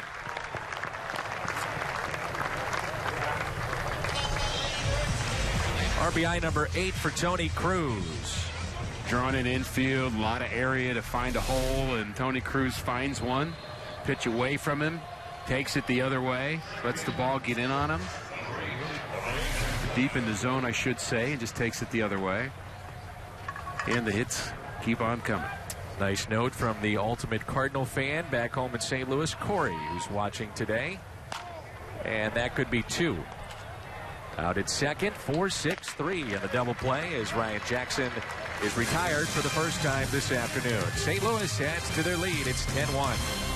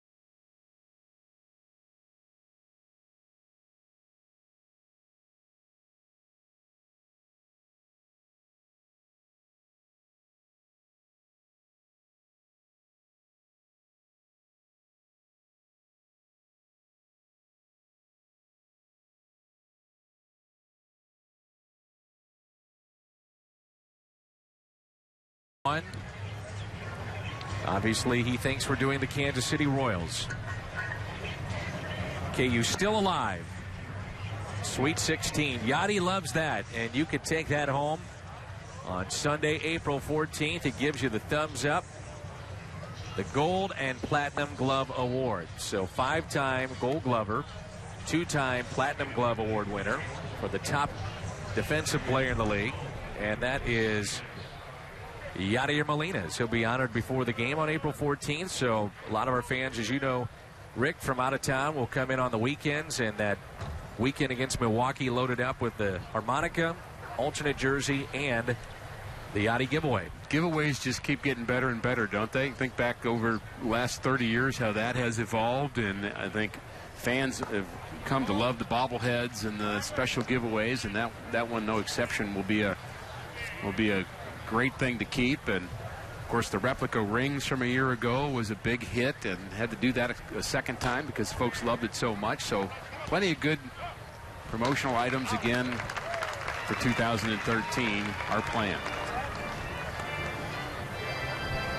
New shortstop is in. By the way, Garcia came in to run for Adams, so he moves over to third. Ty Wigington from third to first, and a new shortstop is in for St. Louis. Sanchez retired, and now it's Jeff Howell Slaps a base hit into right. Taveras showing off the arm. Let's talk a little bit about Oscar Taveras. Rick, what have you taken away outside of the fact that this guy can flat out hit? Well, I asked John Mabry. I said, I'm going to tell you my first impression of Oscar Taveras. You tell me if I'm wrong. And I love and respect John Mabry, and trust me, if I was wrong, he'd have told me. But I said, here's what I see with Taveras. I see a guy that has very good understanding of the strike zone, number one, for a young hitter, but has aggressive swing to go along with it. So he's a free swinger in a sense because he's an aggressive swinger, but he's not swinging at balls outside the strike zone to where he's going to get himself out. And John said that's exactly how he sees him as well. And there's a discipline that comes from that. There's just a pure ability just to see the strike zone well. But if you see a guy that's a free swinger and we will expand his zone too much, Dan, a pitcher can abuse that. Out at second and safe at first.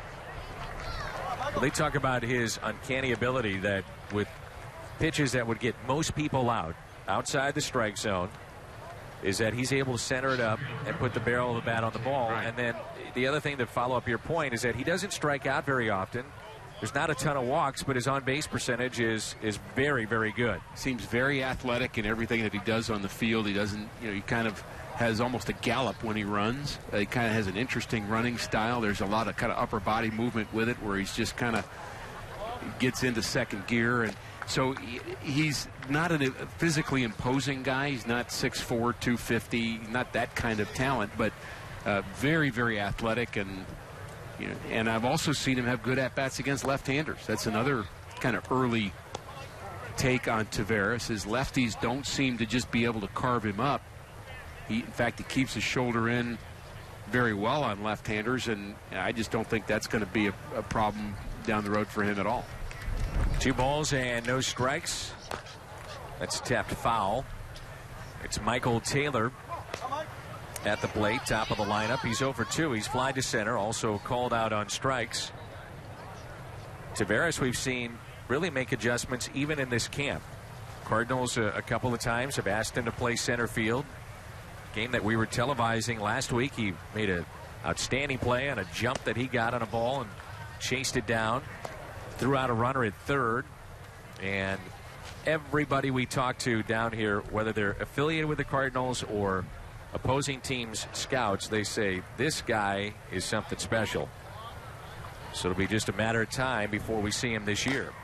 3-1 is hit softly up the third base line and foul.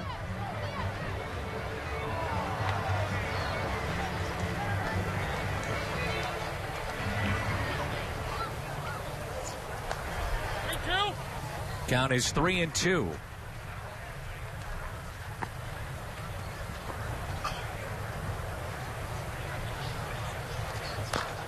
And we'll do it again. Cardinals will have Saturday off in Arizona. Easter Sunday, they'll have a workout. And then Monday, open up Monday night against the Arizona Diamondbacks.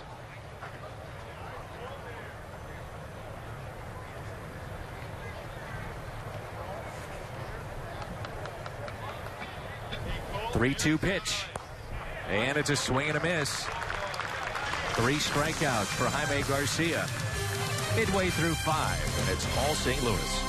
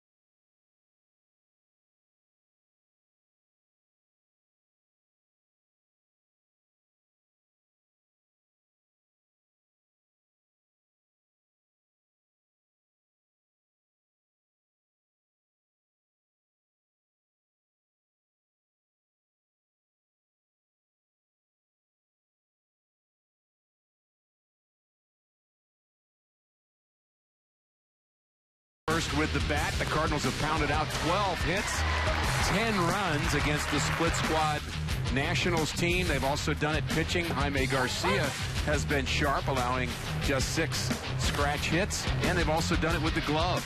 This double play, one of 2 the Cardinals have turned, started by Pete Kozma in support of their starter Jaime Garcia. It's been all Cardinals here this afternoon, 10-1 as the Redbirds bat in the home half of the 5th. Jaime Garcia will lead it off, and Jaime is sacrificed back in the 2nd. And he reached on an error on a double play ball and scored in the 3rd.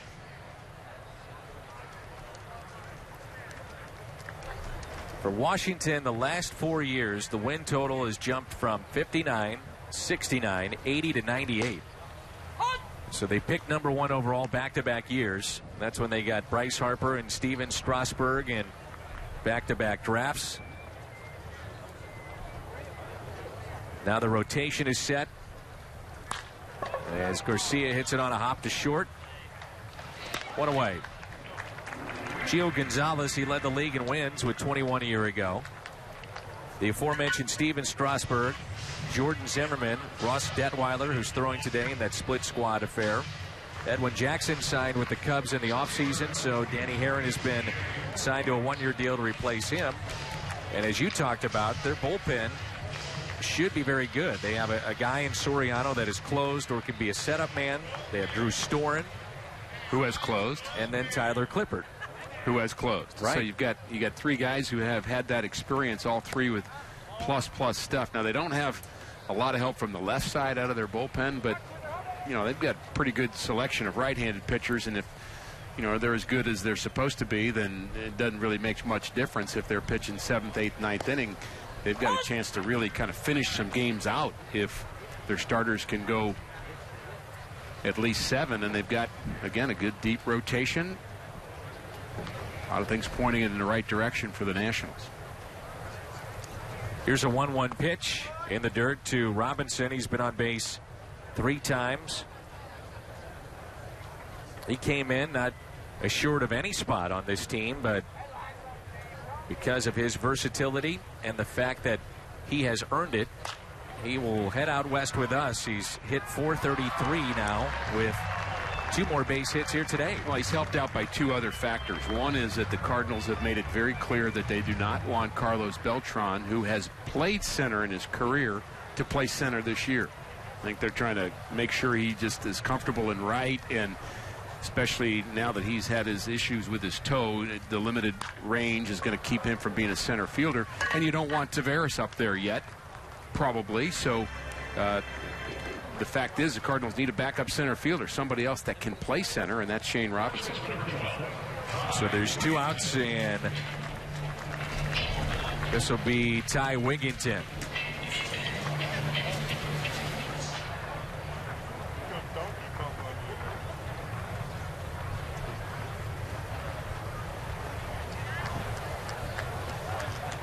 So 2 outs and nobody on. Wigginton is swinging a miss. Ty is hitting .125. The role I would envision for Ty Wigginton, despite the fact it's been a very tough spring for him at the plate, would be in particular against left-handed pitching coming off the bench. That's where he's had his success the last couple of years. Parts of double switches. You're going to have him late in the game against lefties. You're also going to see him as a pinch hitter late in games with some power potential. And again, not a good spring for Wigginton, but again, as a veteran, you know, I'll worry about that a month into the season. Right now, not too worried about it. Grounds out to short, and it's a 1-2-3 inning for the first time against St. Louis. Right-hander coming in when we come back.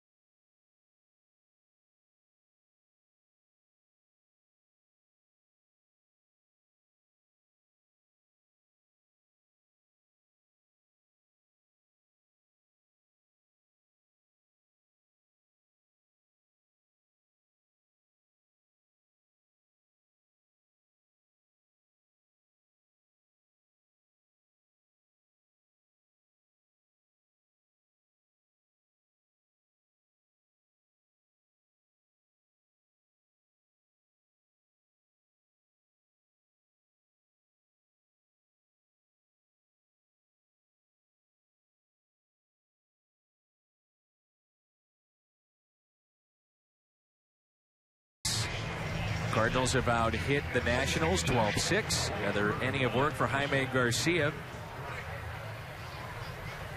Be curious to see at what point the Cardinals say, all right, that's enough.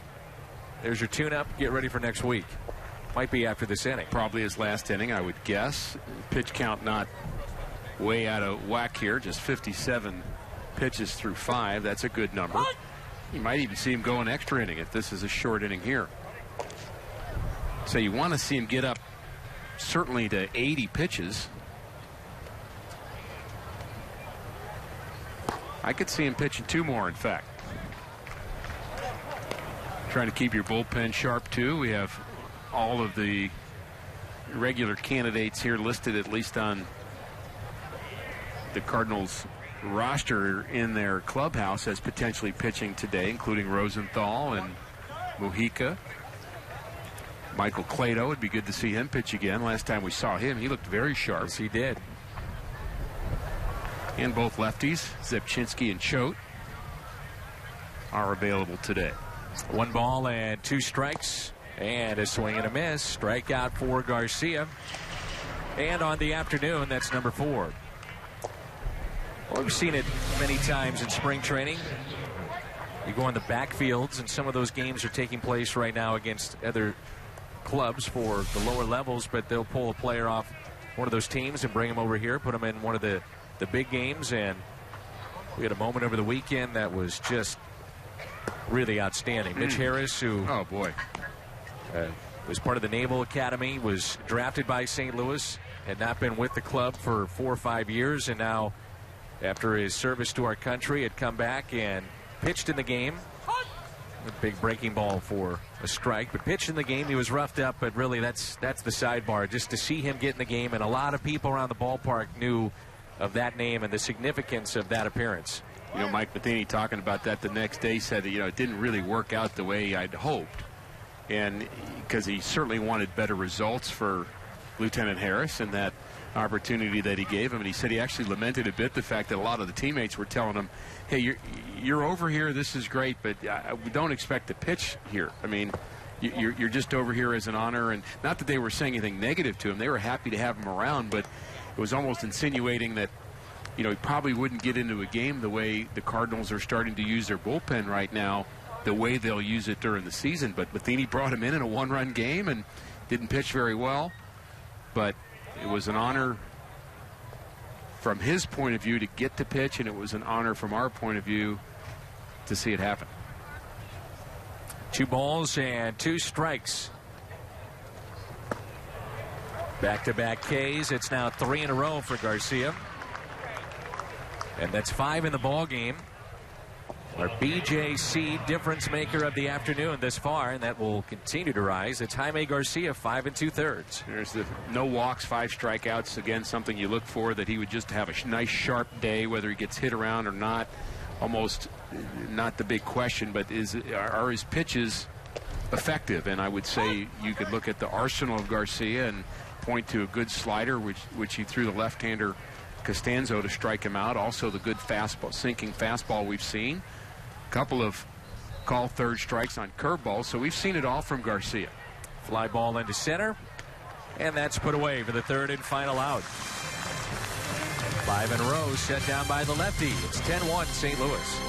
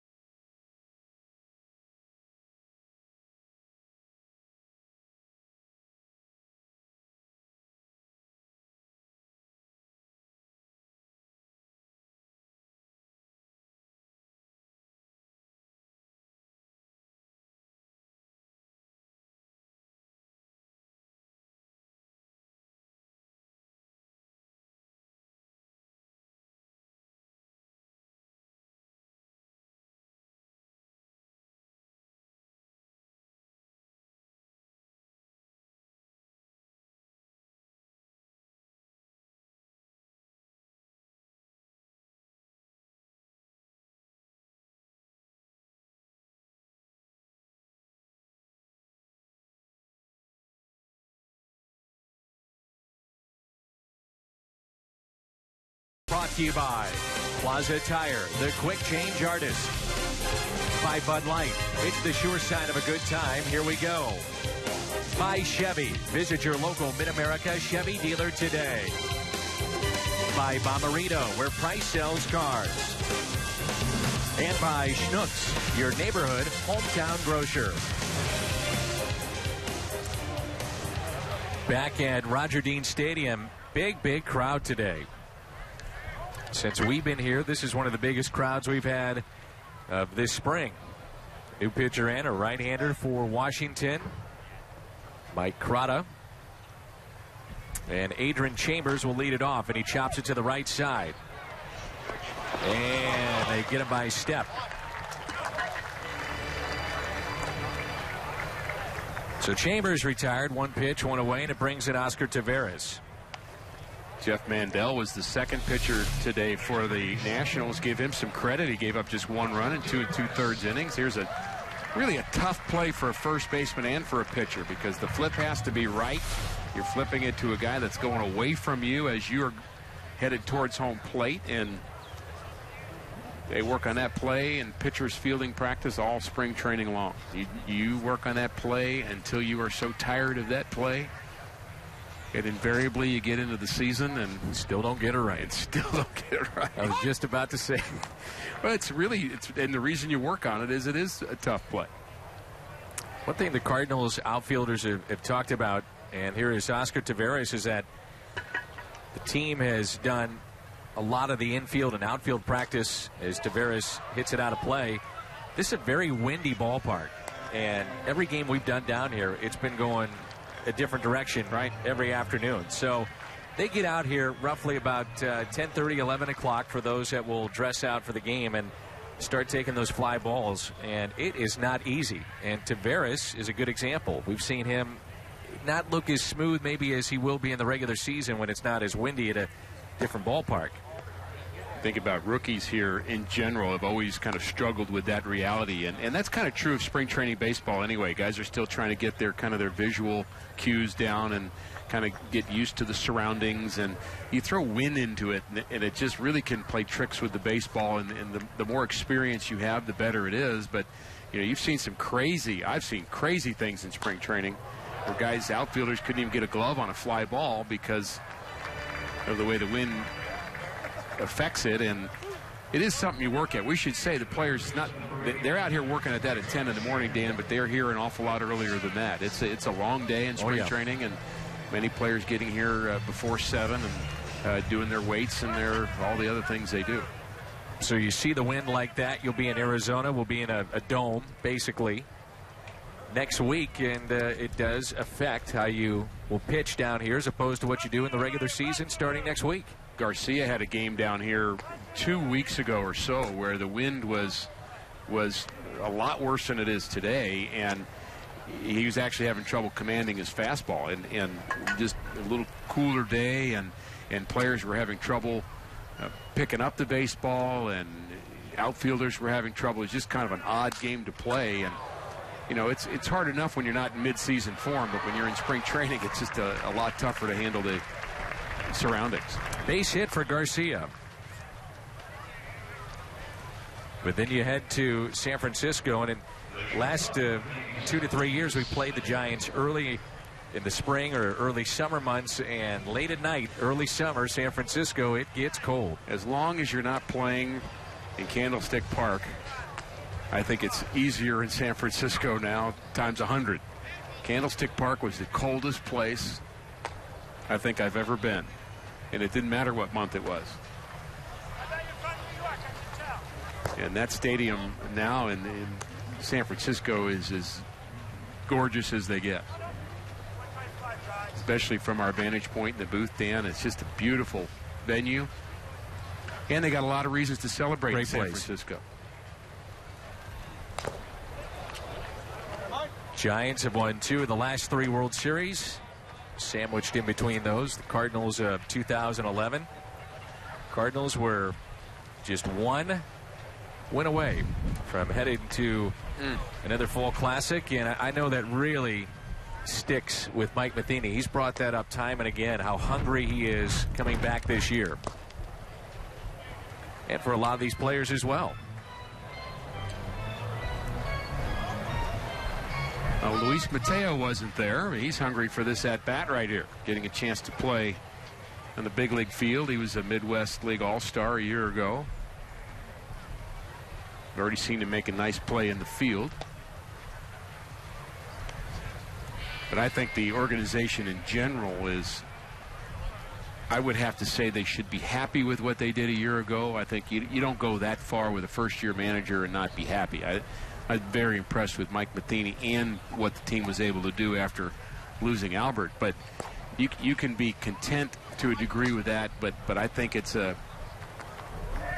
they all feel as if there's more to be done. First thing that Adam Wainwright said was how much it stuck with him. You know, watching San Francisco celebrate, and really felt like one got away, so to speak. A broken bat that'll wind up in the seats dangerously. A base hit into right, and it's runners at first and third. The fans are standing and clapping, so that would tell you that in that area, hopefully that person or people are okay. That was the type of bat that went out almost like a sword the way it broke. It sure did. That is scary. No one seems to be too panicky in that area. That's good news. And I always like to remind folks when you're at the ballpark, whether it's here in spring training or at Busch Stadium, to be careful for this kind of situation. Always have your head on a swivel. Mateo finds a hole on the right side. Good for him. Still in the ball game, Tony Cruz. Runners at first and third with 2 outs.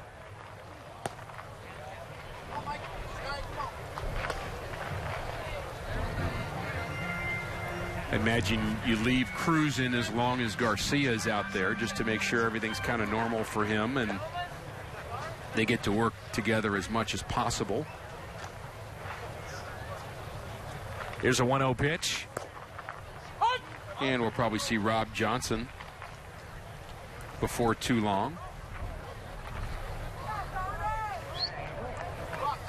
Cool, windy day here in Jupiter.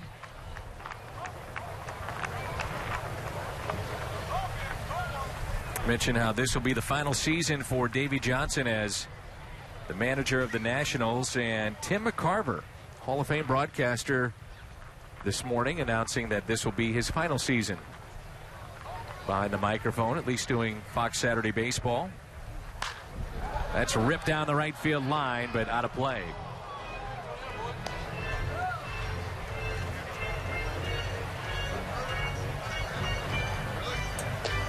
Quite a career he's had, huh? Forever indebted to Tim McCarver. We always had a nice connection together, and I'm indebted because he had a chance to get me on many, many years ago on a show that I watched as a kid. The post-game show for the Mets was called Kiner's Corner. Oh, yeah. And my goal in my life was to be on Kiner's Corner, and I never had a game where that worked. And he heard me talking about that. He made sure I did the little promo for Kiner's Corner, which at the time sounds like such a silly thing, but it was, again, as a kid following Major League Baseball, that was kind of the ultimate for me to do what Tom Seaver had done before me, and Jerry Koosman and some of the guys that I rooted for as a kid. The 2-2 pitch. Little chopper up the middle. And a force play at second, and they get him by a step. Very close at second base. 10-1 as we head to the 7th. Hi, welcome to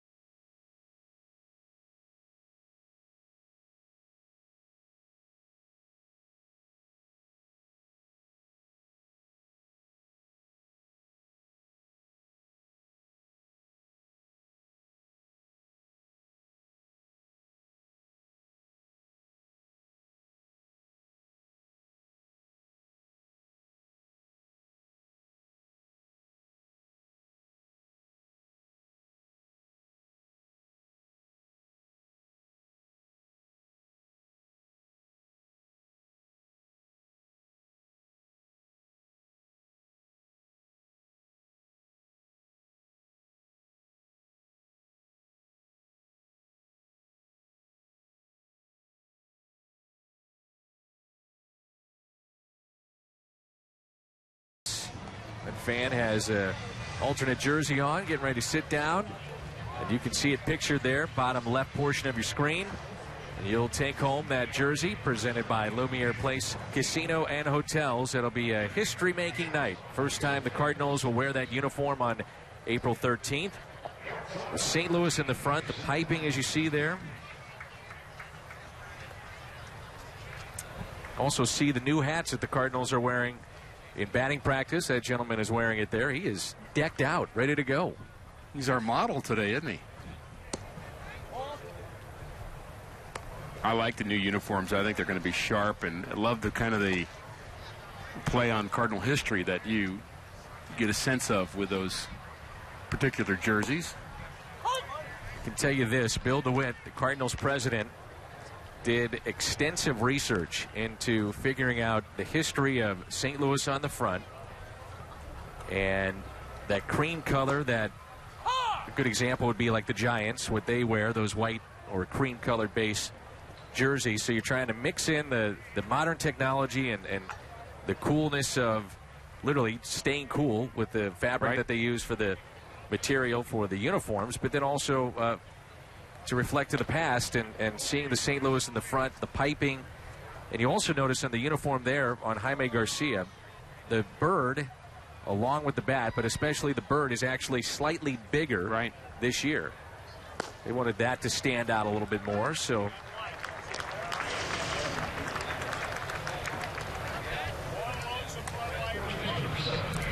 one away and a strikeout for Garcia.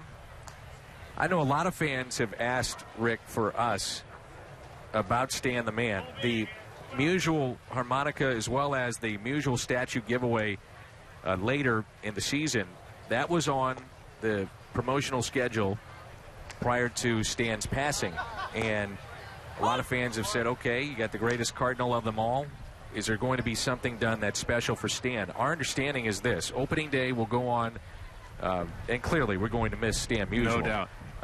And there will be the proper tribute to Stan that afternoon, but also they felt that they needed something that was separate than the other Hall of Famers, than the great celebration of opening day in St. Louis. So expect that Friday night with that harmonica giveaway to be certainly a night dedicated to Stan and his family. And appropriately so.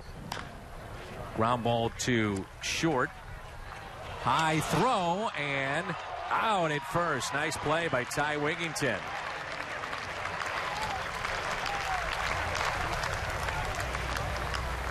That's Ryan Jackson at short right now for St. Louis, and he just airmails this one, but Wigington showing some athleticism there. Goes up and gets it, and just barely in time. Routine ground ball, and Jackson, who's played second most of the day, gets a different throw and just airmails it. So 2 outs and nobody on. Adrian Sanchez, ground ball to third, and that'll wind up in left field. Chambers over to get it, and Sanchez trots into second base. Hard hit ball, tough chance down at third. We say this all the time, though, at this level, big league players, they make that play. Yeah, it's going to be an error in the third baseman, Garcia. Very good fielder. This ball just gets in on him a little bit too much, kind of in between hops a bit.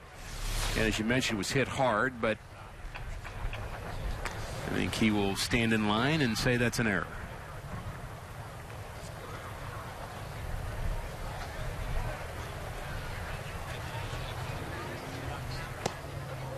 And a strike. Adrian Nieto.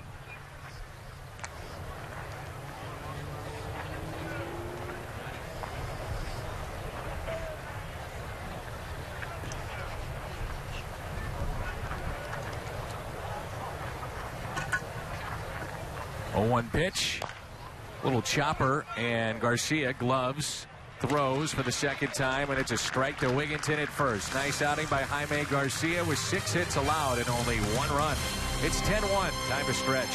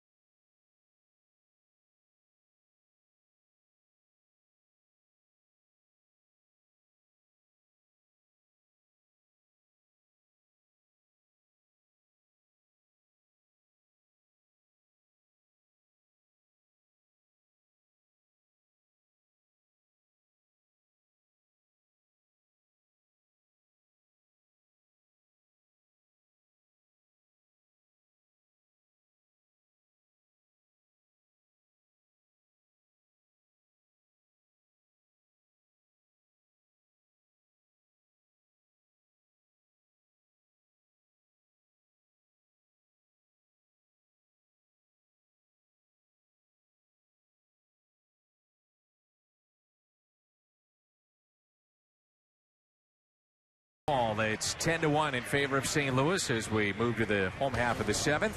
Cardinals will be featured on that first weekend of Fox Saturday Baseball in San Francisco.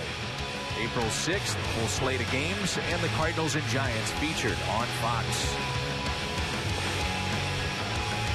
DJ, Mark DeJohn was telling me, one of the coaches in the minor leagues, he said the difference between major leaguers and minor leaguers, he said when the guys are running down to first, the major leaguers go left, the minor leaguers take a right. They head back to the dugout. I thought that was pretty good. I'd say that's a pretty good summary. And the pitchers tend to back up third base more when they're the young guys because they've given up a few too many hits, and we've seen that this afternoon. Aaron Barrett's the fourth pitcher for the Nationals, but their starter, Jordan Taylor, struggled, gave up 10 hits in 2 1/3 innings. Good numbers, though, for Barrett in A ball, we should mention. A little bit of Double-A, too, but yeah, primarily A ball. I know these guys are getting a thrill to do this, but to an extent, it's a little bit unfair to them, too. Yeah, no question. I'm sure the players would say we don't care. It's a chance to play the opposing team and the big leaguers, but still. It's an experience that you'd like to have in the proper dose. I mean, if you got a guy out there giving up 10 hits in 2 1/3 innings for Jordan Taylor, I can't think of one good reason, one positive thing I would say about that experience for Jordan Taylor. And he's going to go home and his family's going to say, oh, you got to pitch in a big league game. And he's just honestly not going to be that thrilled about it because that result just outweighs it. Now, you pitch 2 innings, give up a couple of runs, you can say, oh, I got somebody out, and that's a building block for me. But that was not a building block for Jordan Taylor today at all. And sometimes that experience actually forces or makes a guy struggle beyond that when he goes back to the minor leagues. All of a sudden, he's not sure who he is anymore. And that's the danger with a young player, exposing him beyond where he belongs. 2 balls and 2 strikes. John Vooch said that earlier this week as well. Dan, he said that for a young player, even at the minor league level, you don't want to push him too far too fast because they will kind of lose heart and they'll think they can't get it done. So you want to challenge them, but not, you don't want to make it a challenge they can't handle. Jackson strikes out.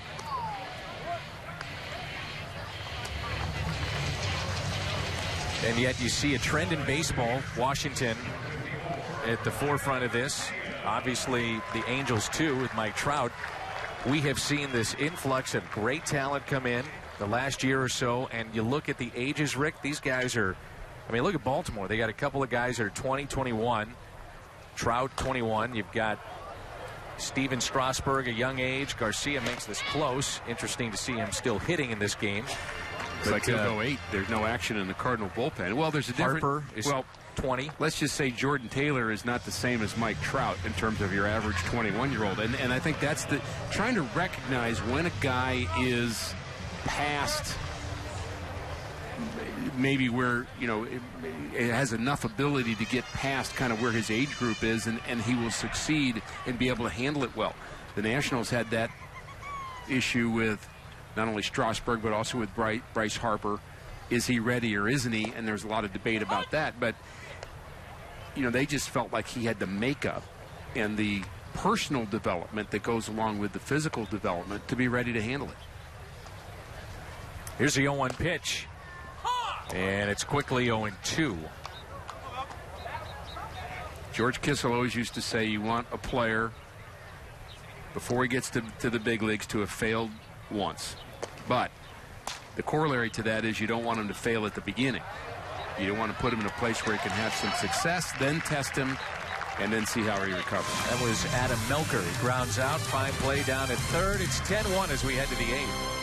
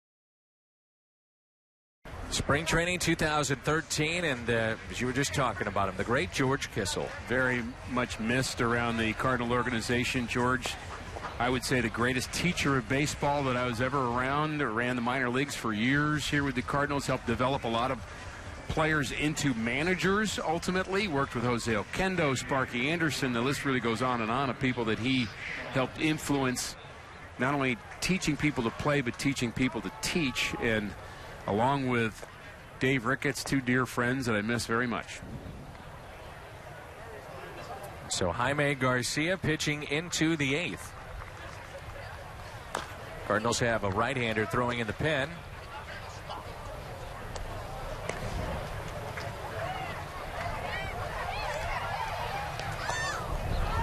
This will be the deepest of any of the pitchers pitching into the 8th inning.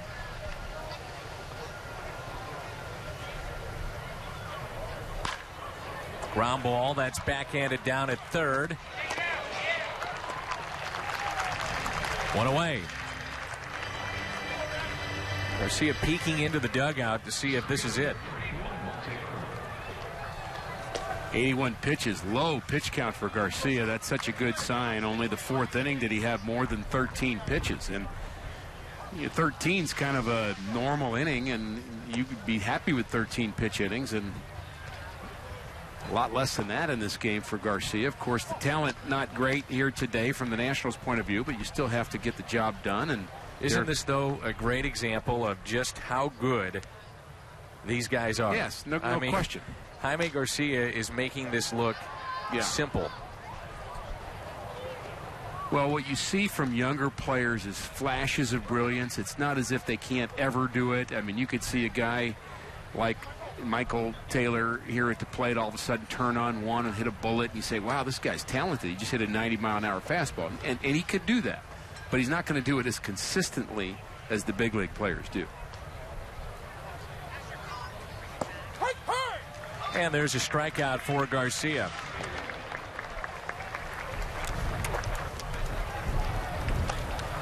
Dan, you could have a good hole and you could get a birdie on a hole, and Tiger Woods could par it if you two were playing together. That could happen.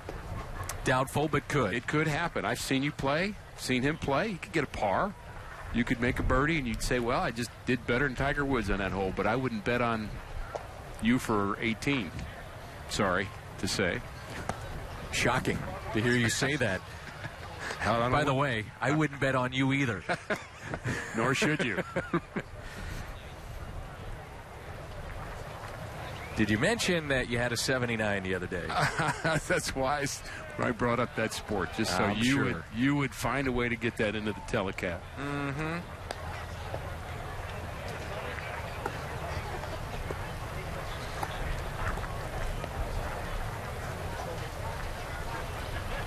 I like the control we've seen from Garcia here this afternoon. He's ahead of a lot of hitters, pumping in strikes.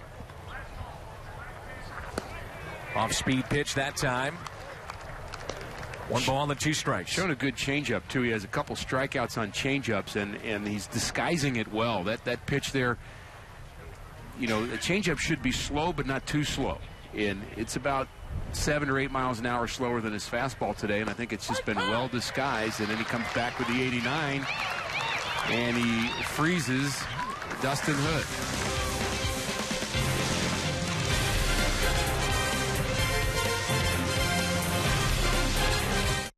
Hey, guys.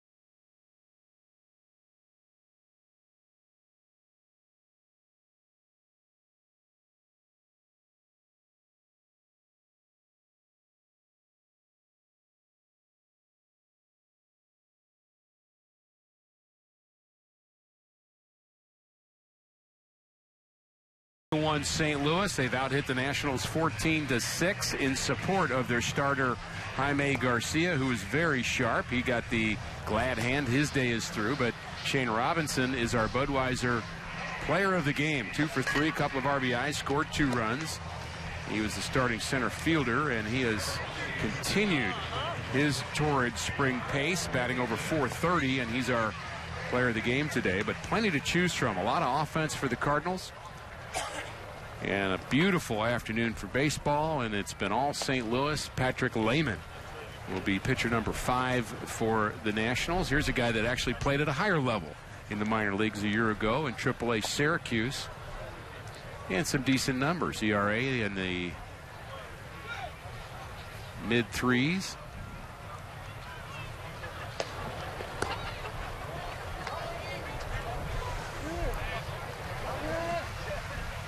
Ty Wigginton at the plate. Wigginton grounded out his first time up.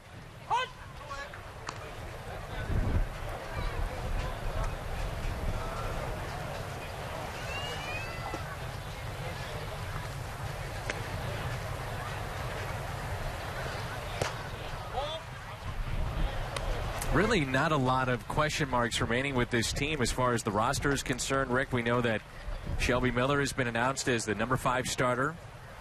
With the injury to Mott, you would assume that Joe Kelly then moves to the bullpen. You've got Rosenthal, Mojica, Boggs out there to close things out. Left side is Chode Subchinski, your bench. A combination of folks depending on who plays, but we'll throw in Descalso, Carpenter, Adams, Shane Robinson, Ty Wigginton. Tony Cruz. Tony Cruz is your backup catcher.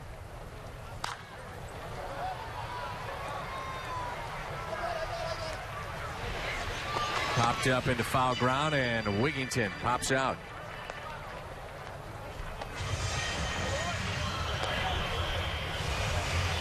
It's a beautiful day here for baseball. Glad you're with us on Fox Sports Midwest. Along with Rick Horton, I'm Dan McLaughlin. We've got one more spring training telecast tomorrow at noon. And then open up the season, regular season, Monday night in Arizona. We'll have a 3-man booth. Myself, Rick, and Al Raboski will join us. Jim Hayes, Pat Paris, Jim Edmonds, a part of our pre- and post games as an analyst. Understand Gary Bennett is going to join us. Former catcher for the Cardinals.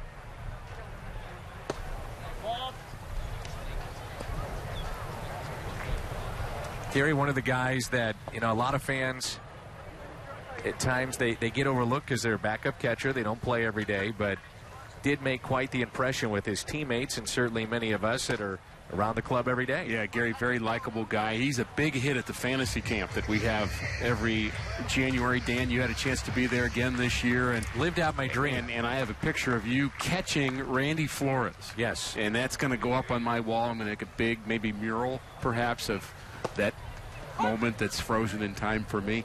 But it's a lasting image, you isn't get it? the sarcasm, right? Yes. Okay, just making sure. Hashtag sarcasm. Oh, you're a Twitter guy now, I see. Yeah. 3 balls and 1 strike. But Gary's a big hit at that event. The campers love him. He's a very smart baseball guy, and it'll be interesting to get his insights. Again, the pre- and post-game shows will have not only him, but and Al and I, of course, continue to do it, but with Jim Edmonds and Chris Duncan and Jason Isringhausen, we really look forward to hearing from a lot of people who have been Cardinals and get their take on this 2013 Cardinal team, and just be good to keep connected with those guys. I had to borrow a lot of Gary's equipment when I got behind the plate. Yes, you did. And that's a foul ball, late call by our home plate umpire. Some of that equipment is a little more crucial than other parts. The mask. Let's see. We'll just leave it at that. Okay.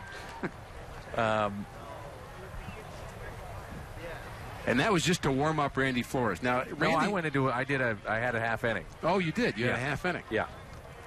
I picked the 3 guys that would not foul a ball off, so I really could have picked any inning. because they weren't going to foul anything off against any of you former superstars. Not the younger ones. Not the Randy Flores type. I mean, Randy's young enough. He just competed a year ago. He was still trying to play independent ball, so he was still rushing it up there a bit. In all seriousness, his ball was going all over the place. Yeah. He would tell me, he said, all right, I'm going to try to cut it a little bit. I'll do this with that. And it is amazing. And then you consider he's only throwing probably 80 miles an hour. Probably, right. And some of these guys come out here throwing 95, and the ball's dancing all over the place. It's remarkable. That's why they're the best in the world at what they do. Well, it is a fun couple of days, and we encourage people that are interested in checking out our fantasy camp to just kind of look into that for next year. It's going to be a different date in January, but we're looking forward to that, as well as our Stan Musial Harmonica Day, very special day on Friday, April 12th. All fans 16 and over. At game time at 7:15, Stan Musial Harmonica. Rick, that series is against Milwaukee. They signed Loesch. 3-year deal. What kind of difference do you think he makes with that club this year? Well, I think he puts him back into the conversation. I agree. Frankly, and I'm not saying they're the favorite. I think most would pick the Cardinals and the Cincinnati Reds as being the two teams to beat in the Central Division. Pirates somewhere a little bit below that. And I think at the time, before they signed Loesch, you'd put Milwaukee below the Pirates somewhere. But I'd say now maybe same area with them and the Cubs below that. Unfortunately, they're still rebuilding, and it's going to take them some time.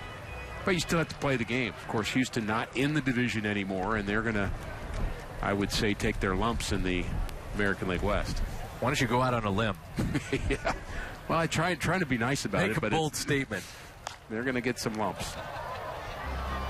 Bud Selig came out within the last 24 hours and has said he backs up Jim Crane, and he says, look, I feel they're doing things okay and properly and in the best interest of baseball and their franchise. Their payroll potentially could be under $25 million.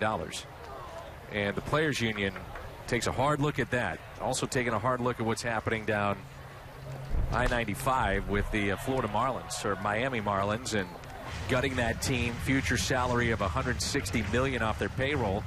Well, Dan, frankly, you mentioned the Players Association. They're going to, of course, they have a one-track mind, the Players Association. They always try to do what's in best interest of the players and trying to get as many good quality jobs as possible. But I think Major League Baseball wants that, too. I mean, you want every franchise to be viable, to be growing, to be, you've got fan bases all across the country, people that are fans of baseball globally as well as the local team, but you just feel it's really in the best interest of baseball to make sure there are good products everywhere, and that means good stadiums. It means an effective front office that's doing their job marketing the club, and we're so spoiled in St. Louis because we've had all of that for a very, very long time, but other cities do not. Count is 2-2. Greg Garcia.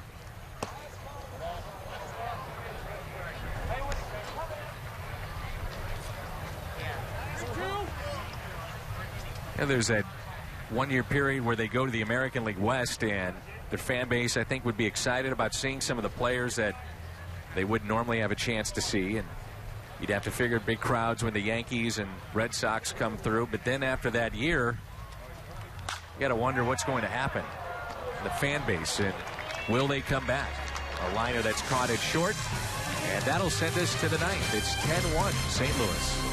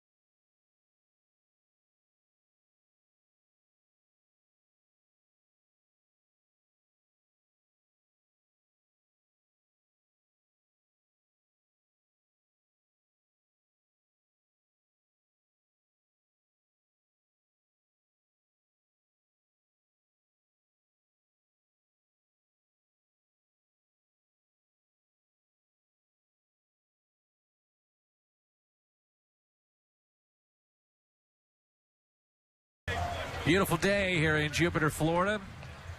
If you're in the sunshine, it's perfect out. Yadier Molina Gold and Platinum Glove Award presented by Rawlings. It'll be Sunday, April 14th.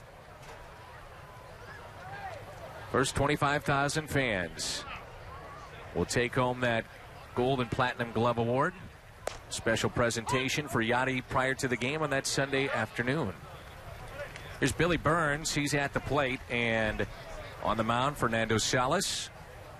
In some ways, Rick, kind of a forgotten man with all the young arms and the hype that has surrounded this group that St. Louis boasts. But Fernando has had a pretty good spring. Also was part of Team Mexico in the World Baseball Classic. But there's the ERA, barely over 2 and 8 1/3. Forgotten in a way, but certainly a good guy to have around. You just feel as if you're going to get some solid innings from Salas. He's a durable guy, too, Dan. That's what I like about him. I know that Mike Matheny's not afraid to use him back to back to back. He just seems to have kind of a durable arm, and when he was the Cardinal closer, we saw him probably at his best for a short period of time. He was just able to kind of dominate with his off-speed pitches and doesn't throw ridiculously hard. He's not a mid-90s guy, but he has good live fastball. Fly ball into center, and the catch is made for the first out. Been very happy, and I'm sure you are, with what we saw from Jaime Garcia here this afternoon. Very good, and as the game progressed, it seemed like he got even better. Strikeouts picked up towards the tail end, his final few innings of work. 6 strikeouts in the last 3 innings of work, and a couple of them called as well. He was fooling some hitters with his off-speed pitches. But 7, 8 strikeouts in total. Little floater, right center, 2 away. Again, we're on the air tomorrow at noon. Cards and Marlins. That'll be our final telecast of the spring. And then Friday, team will head up to Port St. Lucie, finish up the spring portion with the Mets, come back down. We'll file on in a chartered flight and head out to Arizona, and here we go.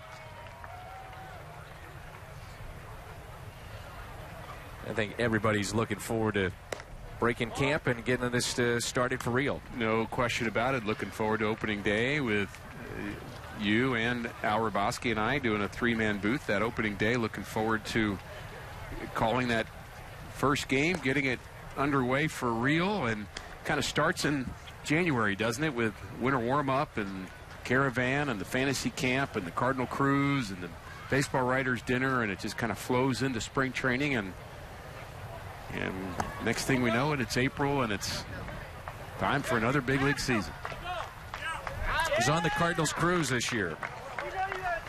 I, if invited, yes, am heading back. I see some politicking going on here. You bet. I'm starting in spring training for the cruise of 2014. Here's a ground ball, slowly hit to the left side, cut off, and nice play. That's how the game comes to a close. The Cardinals win it 10-1 as they out-hit the Nationals 14-6, and they dominate this ball game. And very good outing by Jaime Garcia. Final thoughts coming up when we come back. The Chevy Equinox